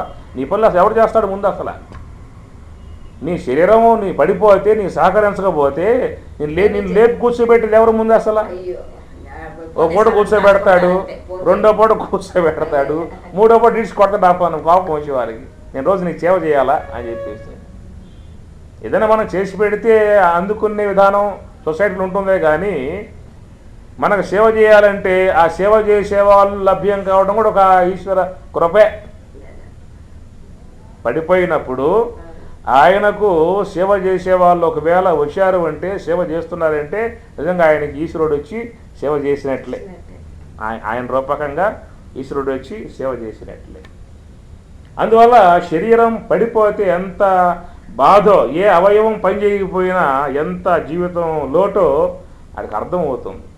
అందువల్ల తుది శ్వాస పర్యంతం వరకు ఆ శరీరాన్ని శక్తివంతముగా కాపాడుకునే తీరాల్సి ఉంటుంది. శరీరం అనిత్యం కావచ్చు, శరీరం అంటే నీవు కాకపోవచ్చు, ఆ శరీరం ఏ మాంసపిండమే కావచ్చు, ఇంకేదైనా కావచ్చు కాక, అది దానికి సంబంధించి నువ్వు ఉన్నావు కదా, నీ జీవన విధానం లేదు కదా. మరి ఒకవేళ నీవు ఆ దేహాన్ని పెట్టి పోవడం సిద్ధపడతావా? దానికి సిద్ధపడలేమే, అంత త్యాగం రాదే. దేహం వదిలిపోవాలంటే దేవతలు వచ్చి అడిగారు దధీచి మహర్షిని, స్వామి అప్పట్లో మీ దగ్గర మీ ఆయుధాలను మొత్తం దాచాము, మాకు ఆ రాక్షసుల వాళ్ళ భయాలు పోయినాయి కనుక మా ఆయుధాలు మాకు ఇవ్వమని చెప్పిన దేవతలు కోరితే ఆయన చెప్పాడు, ఏమయ్యా ఇప్పుడు ముందు వచ్చేది ఎంతో కాలంగా దాచిపెట్టి చివరికి అన్నీ మంత్రపూరితం కాబట్టి అస్త్రములు అయ్యింది, శస్త్రములు కాదు అస్త్రములు అంటే మంత్రపూరితములై ఉండే అన్నమాట. కాబట్టి నేను వాటిని కాపాడటం నాకు వలగదని చెప్పే ఉద్దేశంతో మంత్రపూరితములుగా ఉన్నటువంటి వాటిని మొత్తం తాగి పారేశాను, శరీరంలో అన్ని అవయవాల్లో చేరిపోయాయి, అందువలన మీకు ఇంకా అయ్యి వచ్చే అవకాశాలు లేవయ్యా అని చెప్పి అన్నారు. సరే ఓ పని చేయి స్వామి, నీ దేహంలో చేరిపోయాయి కదా, నీ ఎముకలే మాకు ఆయుధములుగా చేసుకుంటాం మేము, నువ్వు దేహం వదిలిపెట్టి ఎమ్మటి వెళ్ళిపో అని చెప్పి అన్నారు. ఏది ఇల్లు విడిచిపెట్టి వెళ్ళిపోన్నట్లుగా నీ దేహం వదిలిపెట్టి వెళ్ళిపో అని చెప్పనగానే ఆయన కూడా సమ్మతించాడు. సరేనా, మీకు ఆ దేహం మీకు ఉపయోగపడే వస్తువుగా ఉందనిపిస్తే తీసుకోమన్నాడు, వదిలిపెట్టి వెళ్ళిపోయాడు. అంత సులువుగా ఎవడు పోయేది సాధ్యమవుతుందా? అది జ్ఞాని యొక్క లక్షణాలు మనం చెప్పుకునే విధానం అనుకోవచ్చు. కనుక లోకంలో జీవించి ఉన్నంత వరకు శరీరాన్ని, ఆ శరీరం నీవు కాకపోవచ్చు, దేహం కేవలం అది మృత్యు వస్తువు కావచ్చు, అది కేవలం మాంసపిండమే కావచ్చు, ప్రారంభం వల్ల వచ్చిందే కావచ్చు, మనకు దానివల్ల ఎంతో ఉపయోగం, దానివల్ల మనకు ఎంతో చేసుకోవాల్సిన కార్యం ఉన్నది. మనం అది ఉంటేనే ధ్యానం చేయాలి, అది ఉంటేనే జపం చేయాలి, అది ఉంటే జ్ఞానం సంపాదించుకోవాలి. అది లేకుండా మనం చేసే అవకాశాలు లేవు, చేసే అవకాశాలు లేవు. దేహం పోయిన తర్వాత ఎక్కడ పోతా, ఎవరి దగ్గర పోయి కూర్చుంటా? ఒకవేళ వచ్చి కూర్చుంటావు అనుకో, ఇంట్లో ఊరుకుంటారా? నేను రా, నిన్న మొన్న మీతో పాటే ఉన్నాను, మీతో పాటు తిన్నాను, వండి పెట్టాను, చేసి పెట్టాను, ఇప్పుడు వచ్చి కూర్చున్నాను. తైరింగ్ కొట్టిన దాకా నిద్రపో, చుట్టూ తాయితులు గట్టి పారేసేసి అష్టదిగ్బంధన చేసి దరిదాపుల్లో లేకుండా తరిగి కొట్టేసి అప్పుడు ఇంట్లో పడుకుంటారు ఆ పని. అంతే. కనుక సశరీరంతో ఏది వాళ్ళు వస్తామంటే చూడే వద్దంటాము, వస్తాము అంటే ఎంత మమతలు శరీరం ఉండే వరకునే ఆ మమతలంతా అంతా మోహంతో అనుకుంటూ ఉంటాము. శరీరం పైన వడుస్తామంటే కూడా మనము చేర్చుకోము, శరీరానికి సంబంధాలే లేవేమో అనిపిస్తుంది. అది కుదరదేక. భౌతిక పార్థివ దేహము పృథ్వీ సంబంధం కలిగి ఉన్నంత వరకే ఈ పృథ్వీ సంబంధం గల వాళ్ళతో సంబంధాలు ఉంటాయి. అవును స్వామి, వాళ్ళు వచ్చి మనకి హెల్ప్ చేస్తామని వాళ్ళు అక్కడ ఉంటే ఎత్తుకోవచ్చు, ఇచ్చేది అవన్నీ చేస్తే చూసేకే భయపడతాం, చూసేకే భయపడతాం కదా స్వామి. భయానకం, మనిషికి భయానకం అంతే. అందువల్ల సూక్ష్మ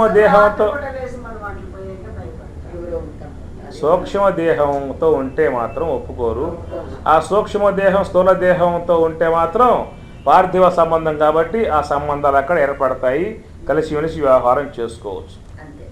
అది అందువల్ల పార్థివ దేహమై ఉన్నటువంటి శరీరం మనకెంత అవసరం గల వస్తువు అది. అది మనం వేదాంతపరంగా హీనముగా మాంసపిండమను, అనిత్య వస్తువును, మృత్యువు యొక్క సొత్తను ఆ భాష వాడతాం. అది వైరాగ్యానికి సంబంధించిన పదాలు అవన్నీ కూడా. కనుక ఒక యాంగిల్లో చూసినట్లయితే, శరీరాన్ని దృష్టి పెట్టి చూసినట్లయితే ఆ శరీరాన్ని పరిరక్షణ చేసుకోవడానికి ఎంతో అవసరం. ఆ దేహాన్ని కాపాడుకునేటువంటి యొక్క బాధ్యత ఎంతో తీసుకోవాల్సి ఉంటుంది.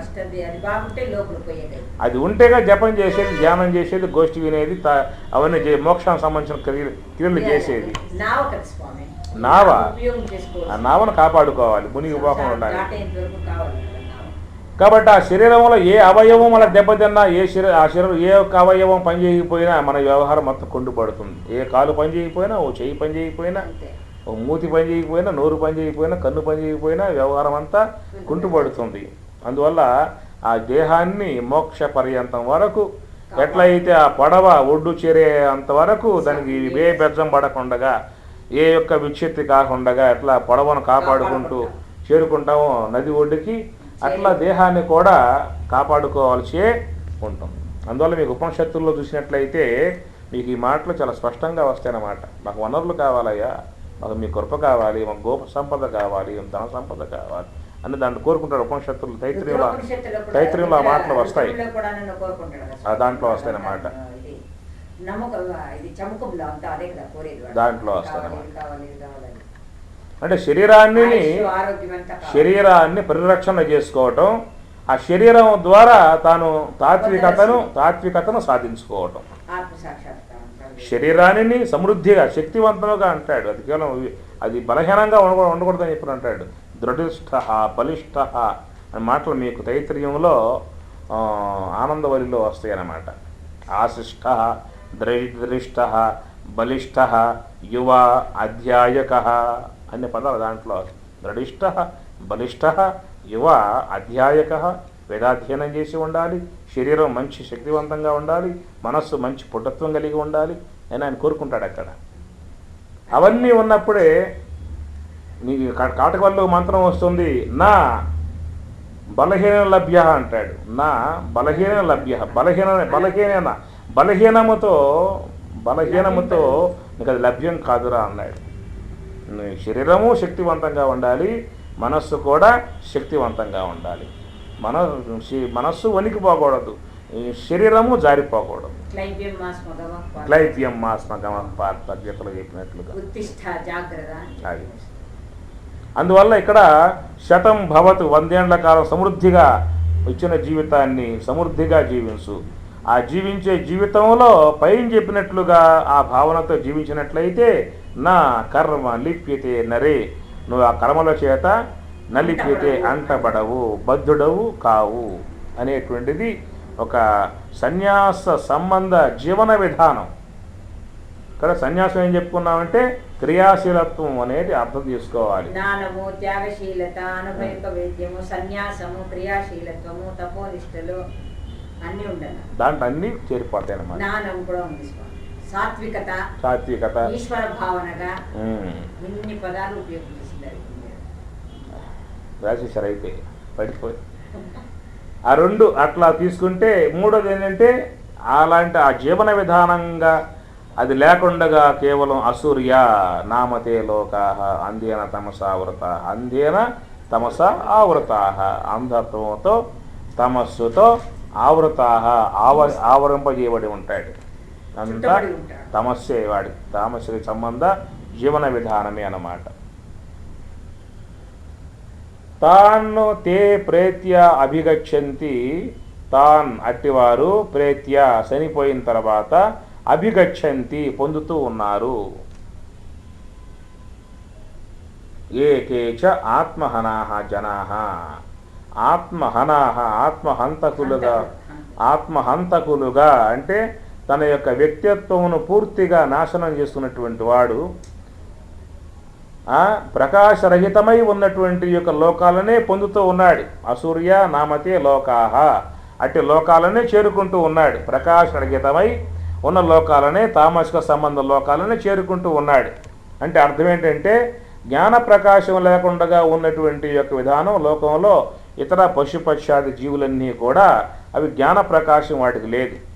మోక్షాన్ని పొందేది జ్ఞాన ప్రకాశాన్ని పొందేది వాటికి లేదన్నమాట. అలాంటి జీవులుగా లోకంలో ఏ పశువుగాను, పక్షిగాను, క్రిమిగాను, కీటకంగాను ఏదో ఇంకా ఆ దిగువ ప్రాణులు ఏవైతే ఉన్నాయో అలాంటి వాటినే చేరుకుంటూ ఉంటాడు అనేది ఈ 3 శ్లోకాలలో వ్యక్తి యొక్క వికాసము, వ్యక్తి వికాసం, లేనితనము రెంటినీ కూడా చూపించేదిగా మన అక్కడ మంత్రాల్లో గోచరిస్తూ ఉంటే, తర్వాత వచ్చేటువంటి యొక్క 3వ మంత్ర 4వ మంత్రాల నుంచి బ్రహ్మము యొక్క స్వరూప స్వాభావిక విధానాలను గురించి మనకు అక్కడ వస్తున్నాయి అన్నమాట.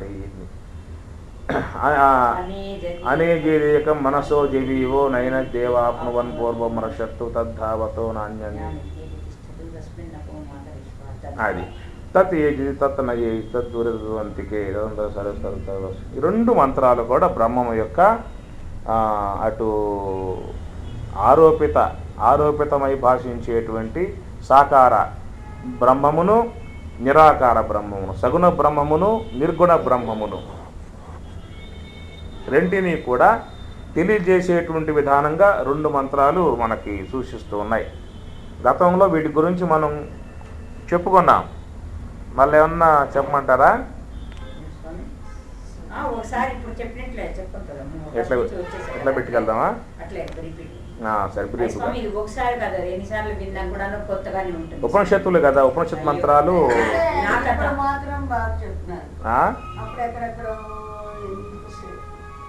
అప్పుడు సబ్జెక్ట్ అప్పటికప్పుడు పోయిందంటే అదే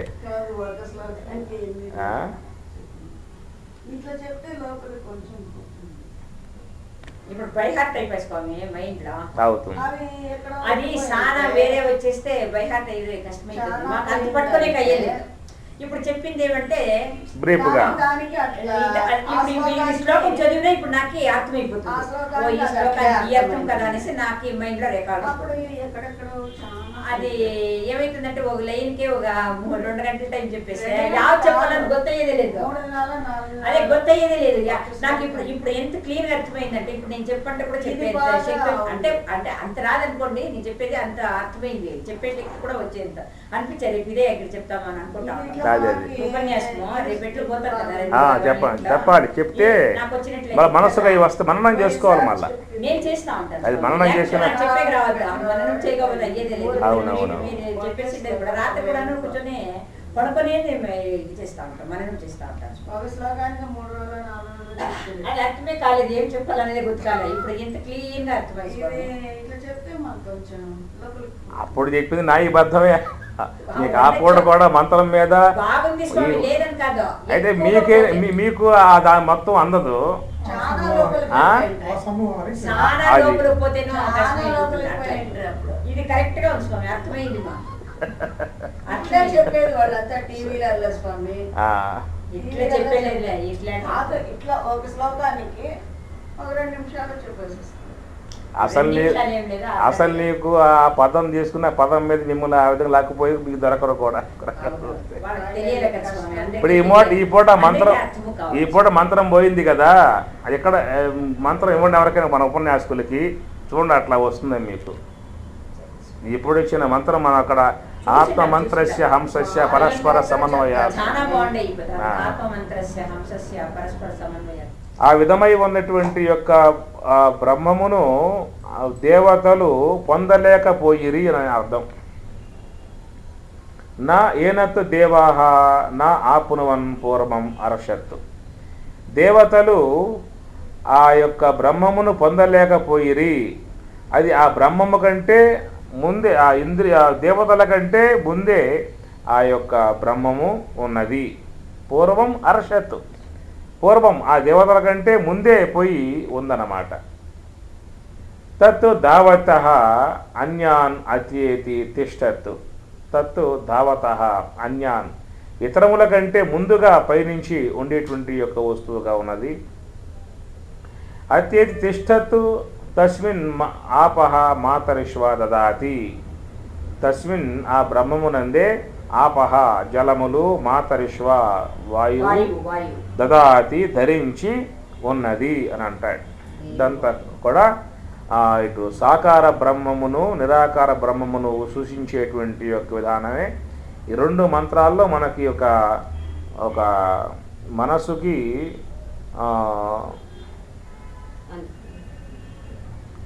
మనసుకి కొంచెం ఇబ్బంది పెట్టేటువంటి విధానంగా ఇదమిద్దమైనటువంటి యొక్క విధానం, దాని యొక్క స్వరూప విధానాలని మాటలతో చెప్పడానికి వీలు కాదనేటువంటి యొక్క అంశాన్ని ఆయన విధమిద్దముగా అక్కడ మనకు పదాలని అందిస్తూ ఉన్నాడు.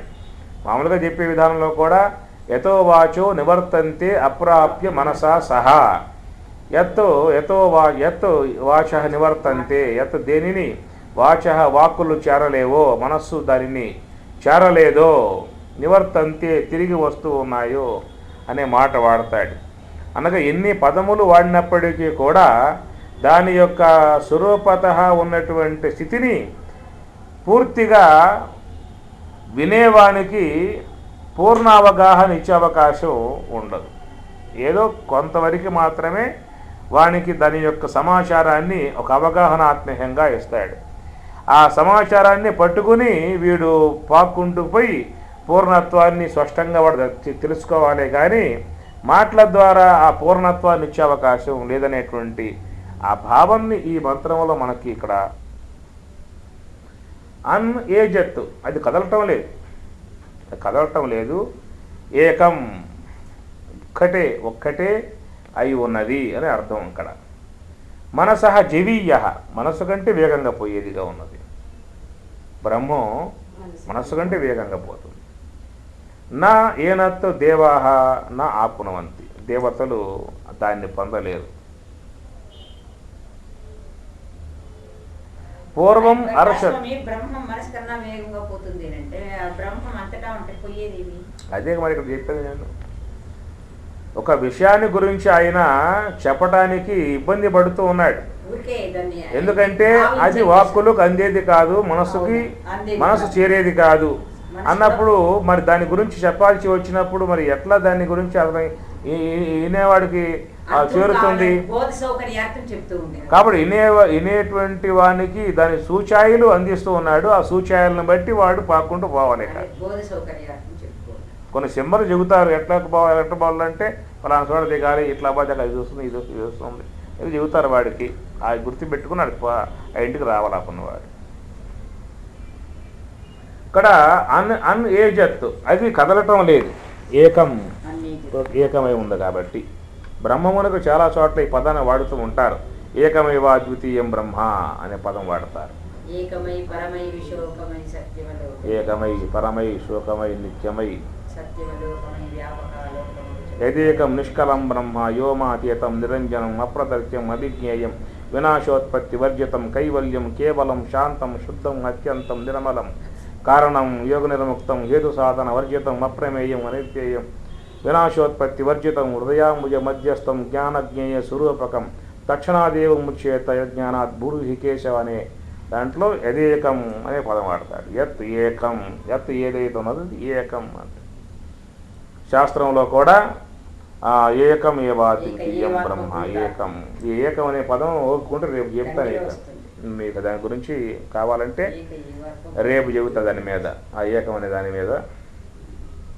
అన్ను ఏజత్తు ఏకం, అది ఆ ఏకమై ఉన్నటువంటిది మనసహ జవీయ, మనస్సు కంటే వేగముగా పోతుంది అంటే అర్థం ఇక్కడ మనస్సు అనేది మనం చెప్తూ ఉంటాం లోక వ్యవహారంలో, వాడి మనస్సు ఎక్కడికో పోయిందిరా, వాడు ఎక్కడ లేడు, వాడి మనస్సు ఎక్కడికో పోయింది, కాశీ పోయిందో రామేశ్వరం పోయిందో పోయింది, వాడు ఎక్కడ లేడు అంటూ ఉంటాం. అవును, మన లోకంలో అట్లా పదాలు వాడుతూ ఉంటాం. మనస్సు మహావేగవంతముగా పోయేది మరుక్షణంలో కాశీలో ఉంటుంది, మరుక్షణంలో ఋషికేశంలో ఉంటుంది. ఒక్క తలంపు అట్లా సుషాయిగా తాకటంతోనే కాశీ వచ్చేస్తుంది, మొత్తం పిక్చర్ అంతా వచ్చేస్తుందిగా. మనం దిగిన సత్రం కానీ గంగ కానీ మొత్తం తిరిగిన ఆ వీధులు కానీ ప్రదేశాలు కానీ మొత్తం అట్లా పిక్చర్ అంతా కాశీ అంతా నీకు ఎమ్మటే ఆ స్క్రీన్ మీదకి వచ్చేస్తుంది అన్నమాట. ఆ తలంపు మనసును తాకిందో లేదో ఎమ్మటే సృష్టి అయిపోతుంది. సృష్టివాదం అంటారు. అట్లా మనం ఎక్కడెక్కడ ఏ యొక్క ప్రదేశాలను సుదీర్ఘంగా బాగా అన్వేషణ చేసి చూసామో అవన్నీ కూడా మనసు అనేటువంటి యొక్క వస్తువులో ఆ తలంపు అవి సూచాయిక గాలి సొకగానే, ఆ తలంపు సంబంధ గాలి సొకగానే ఎమ్మట పిక్చర్ అంతా వచ్చేస్తుంది. ఆ రావటాన్నే ఆ మనసు కాశీలో ఉందాయా అంటే ఆ మనసు కాశీకి పోయింది. దీన్ని బట్టి ఏమిటంటే మనస్సు వేగంగా పోయేటువంటి వస్తువు అనేటువంటి మాట.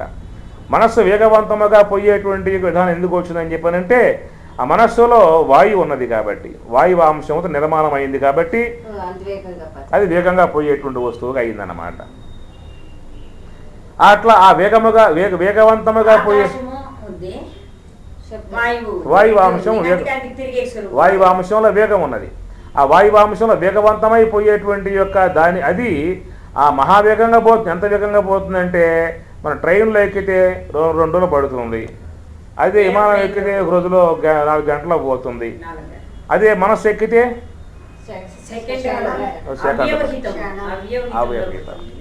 ఇప్పుడు కాశీ అంటే ట్రైన్ 3 పూటలు అనుకుందాం. అమెరికా పోవాలంటే అమెరికా విమానంలో 2 దినాలు. అదే పడవలో పోవాలంటే వారంలో పోతారు. అమెరికా పడవలో 2 నెలలు పడుతుంది. 2 నెలలు పడుతుంది. సముద్రం షిప్ 2 నెలలు పడుతుంది. పోవాలి కదా షిప్. అది పోయి ట్రైన్ కన్నా వేగంగా పోదు కదా నీ షిప్. చిన్న బస్సు అంటే 30 కిలోమీటర్ల వేగంతో పోయి బస్సు అనుకో, మరి 30 కిలోమీటర్ల వేగంతో భూమి కిందకు పోవాలి. అది ఇప్పుడు మనం భూమి మీద ఉన్నాం కదా, మన భూమి మీద బయలుదేరితే ఆ తిరిగి భూమి కిందకి నావ పోవాలి. కరెక్ట్గా మనం ఉన్న చోట కిందకు పోవాలి. ఎంతకాలం పడుతుంది?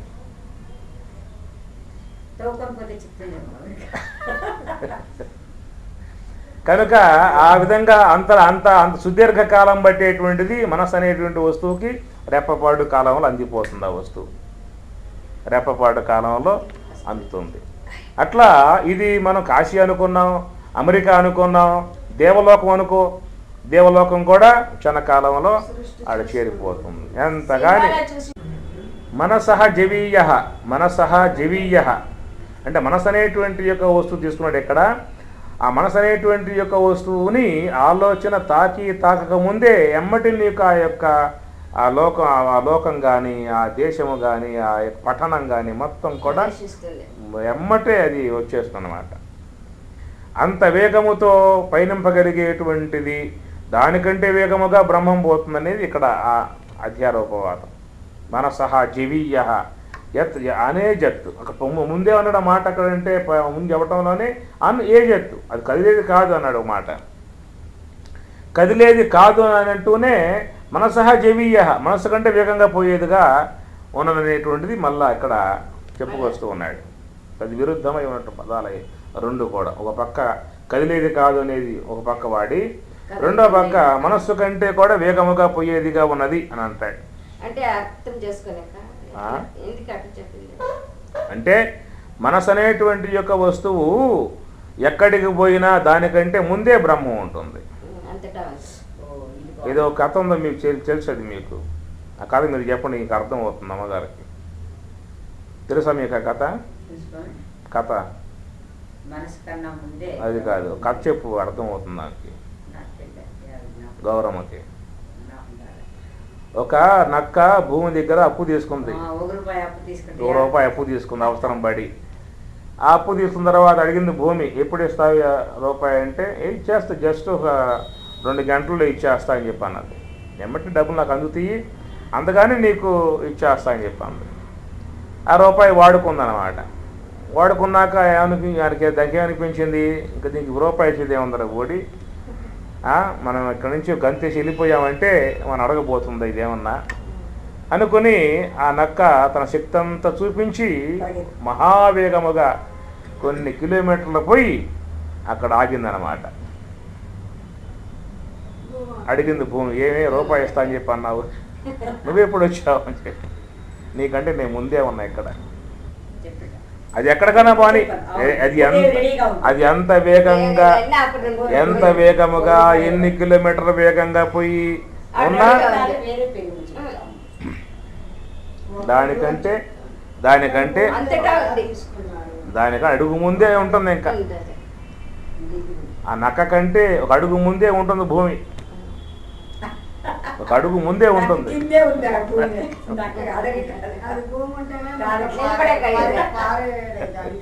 ఒక అడుగు ముందే ఉంటుంది, ఇంకో అడుగు వేసినా ఇంకో అడుగు ముందే ఉంటుంది, పరుగు తీసినా ఇంకో అడుగు ముందే ఉంటుంది. భూమి మీదే ఎంత లెక్క పోయినా పరుగులు తీసినా అడుగు ముందే ఉంటుంది. మనసహ జవీయ మనస్సు కంటే వేగంగా పోయేది. అంటే మనసు అనేటువంటి యొక్క వస్తువు ఎంత వేగంగా పోగలిగినా దానికంటే ముందే ఉంటుంది, దానికంటే ముందే పోయి ఉంటుంది అక్కడ. మనసు కంటే ముందే పోయి ఉంటుంది అక్కడ. నక్క కంటే ముందే పోయి ఆ భూమి అక్కడ ఉంటుంది. నక్క అనగానే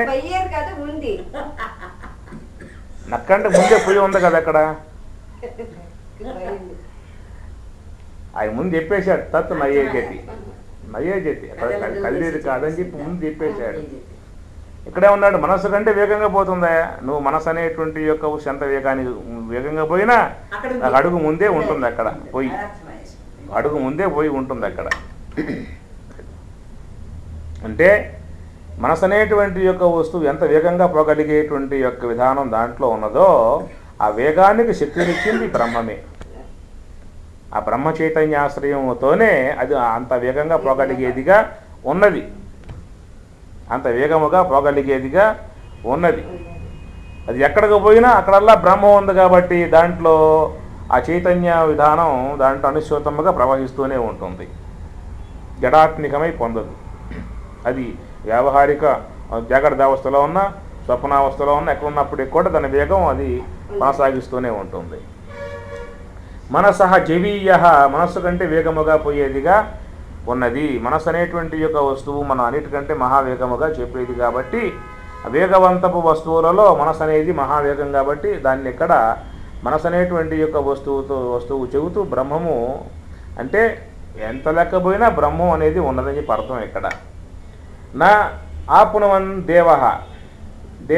దేవతలు నా ఆపునవన్ పొందలేరు, దేవతలు బ్రహ్మమును పొందలేరు అన్నాడు. పూర్వం అర్షత్తు దేవతల కంటే ముందే ఉన్నదనే మాట. ఇక్కడ దేవతలు అంటే ఇంద్రియములు, ఇంద్రియములు బ్రహ్మమును పొందలేవు అన్నాడు. ఇక్కడ దేవతలంటే ఇంద్రియములు. అది అనగా మాయ ఉపాధి కలిగి ఉన్నటువంటి యొక్క ఈశ్వరుని యొక్క శరీరములో దేవతలైతే అవిద్య ఉపాధి కలిగి ఉన్నటువంటి యొక్క జీవుని యొక్క ఉపాధిలో దేవతలు ఇంద్రియాలు.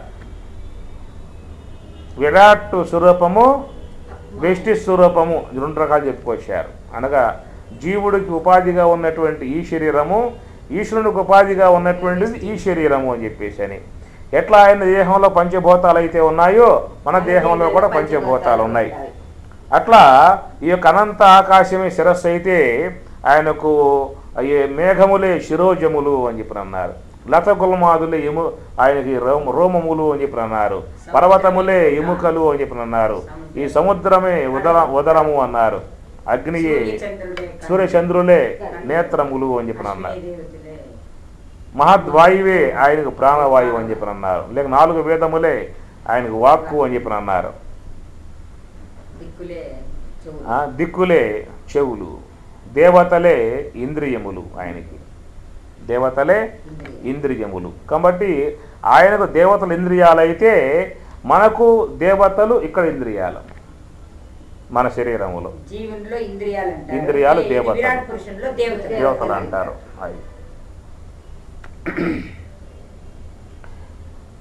నా దేవాహ ఆపునవన్, మన శరీరములో ఉన్నటువంటి ఈ దేవతలకు ఇంద్రియములు బ్రహ్మమును నా ఆపునవన్ పొందలేవు. పొద్దున మాట చెప్పుకున్నాక ఇంద్రియములు బ్రహ్మ పదార్థాన్ని విషయం చేయలేవు అని చెప్పుకున్నాం పొద్దున మనం మధ్యాహ్నం వచ్చిన పాయింట్లలో. ఎందుకని చెప్పనంటే ఆ ఇంద్రియములు పంచభూతాలకు సంబంధించినవి కాబట్టి దాంతే తెలుసుకుంటుంది, వేరే తెలుసుకునే సాధ్యం లేదు. పంచభూతముల యొక్క సంబంధీకులై ఉన్నాయి కాబట్టి ఆ పంచభూతాలను విషయం చేయగలుగుతాయే కానీ అవి బ్రహ్మమును పారమార్థిక వస్తువును విషయం చేయలేవు. అందుచేత ఆ దేవాహ నా ఆపునువన్, ఆ యొక్క ఇంద్రియములు పొందలేవు. కాబట్టి యోగ సమాధిలో పయనించేటువంటి వానికి సమస్త ఇంద్రియములు కూడా రాలి పడతాయి. ఎంతెంత అంతర్ముఖుడై సోహంభావ ధ్యానములో పయనిస్తూ ఉంటాడో ఆత్మ యొక్క సమీపానికి పోయే కొద్దీ, బ్రహ్మమునకు సమీపముగా పోయే కొద్దీ, బ్రహ్మానుభవాన్ని పొందేటువంటి యొక్క సమీపానికి పోయే కొద్దీ సర్వేంద్రియములు కూడా ఆగిపోతాయి అన్నమాట.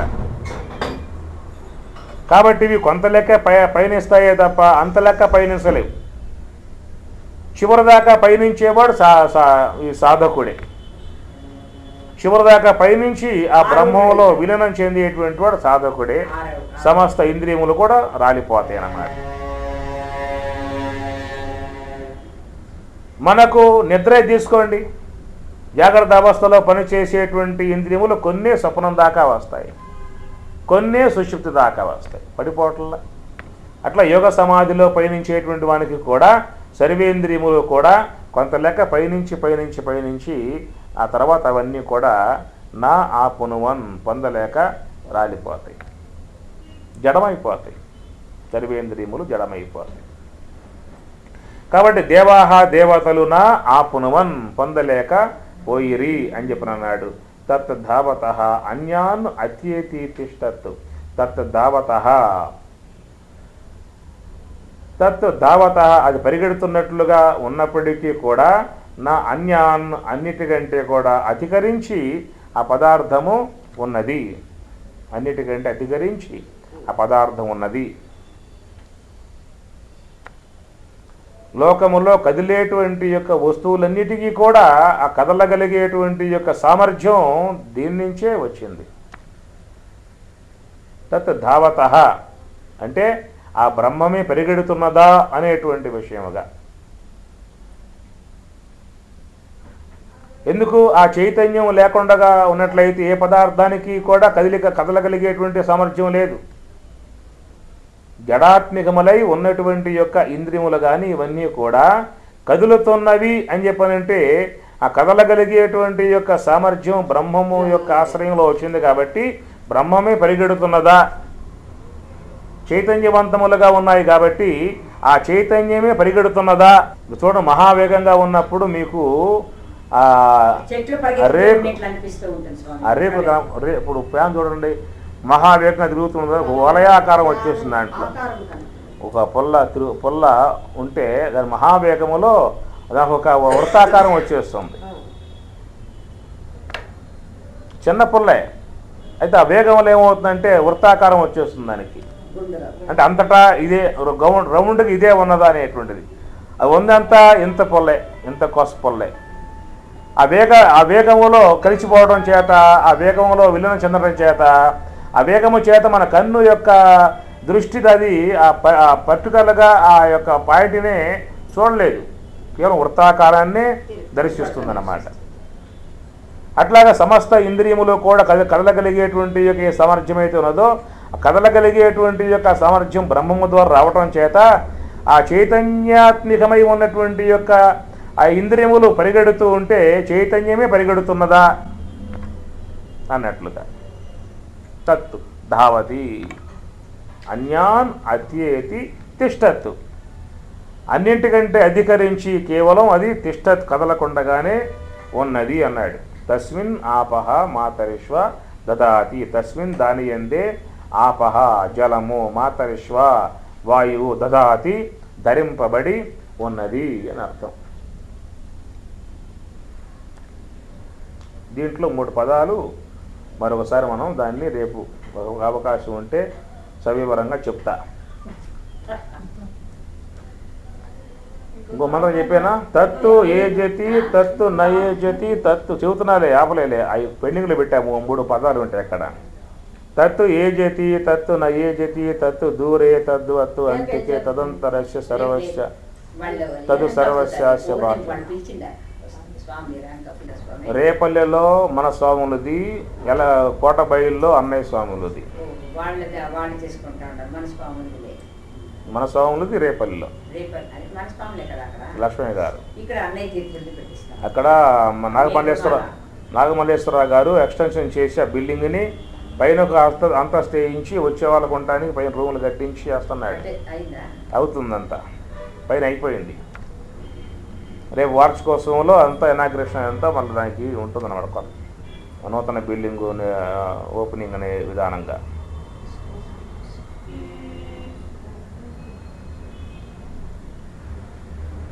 కాబట్టి ఇప్పుడు చెప్పుకునేటువంటి యొక్క ఈశావాస్య మంత్రాలు గతంలో ఒకసారి అయినా మళ్ళీ సింహావలోకనంగా వాటిని సంక్షిప్తంగా తీసుకుంటూ ఉన్నాం, నెమరేసుకోవటం అని మళ్ళీ దాన్ని నెమరేసుకుంటూ ఉన్నాం. అంటే ఆ పూట ఒక్కొక్క మంత్రాన్ని దీర్ఘకాలంగా సుదీర్ఘంగా పైనుంచి చెప్పుకోవడం జరిగింది. ఇప్పుడు వాటిని కేవలం కళావతి యొక్క కోరిక మీద ఆమె యొక్క మానసిక తత్వాన్ని దృష్టిలో పెట్టుకుని సంక్షిప్తంగా తీసుకోవడం జరుగుతూ ఉన్నది. తత్తు ఏజిది తత్తు న ఏజిది తద్దూరే తద్దు వదంతికి. తత్తు నా తత్ ఏజతి అది కదులుతూ ఉన్నది, తత్తు నా ఏజతి కదలటం లేదు, తత్తు దూరే దూరంగా ఉన్నది, తద్వత్తు అంతికే దగ్గరగా ఉన్నది, తత్తు అంతరస్య సర్వస్య సమస్తమునకు లోపల ఉన్నది, తత్తు సర్వస్యాస్య బాధ్యత అది బయటకు కూడా ఉన్నది. దీని మీద నేను గతంలో చెప్పాను మీకు చాలా విషయం. అదేమన్నా స్ఫురిస్తుందా మనసుకి? ఒకసారి చూడండి.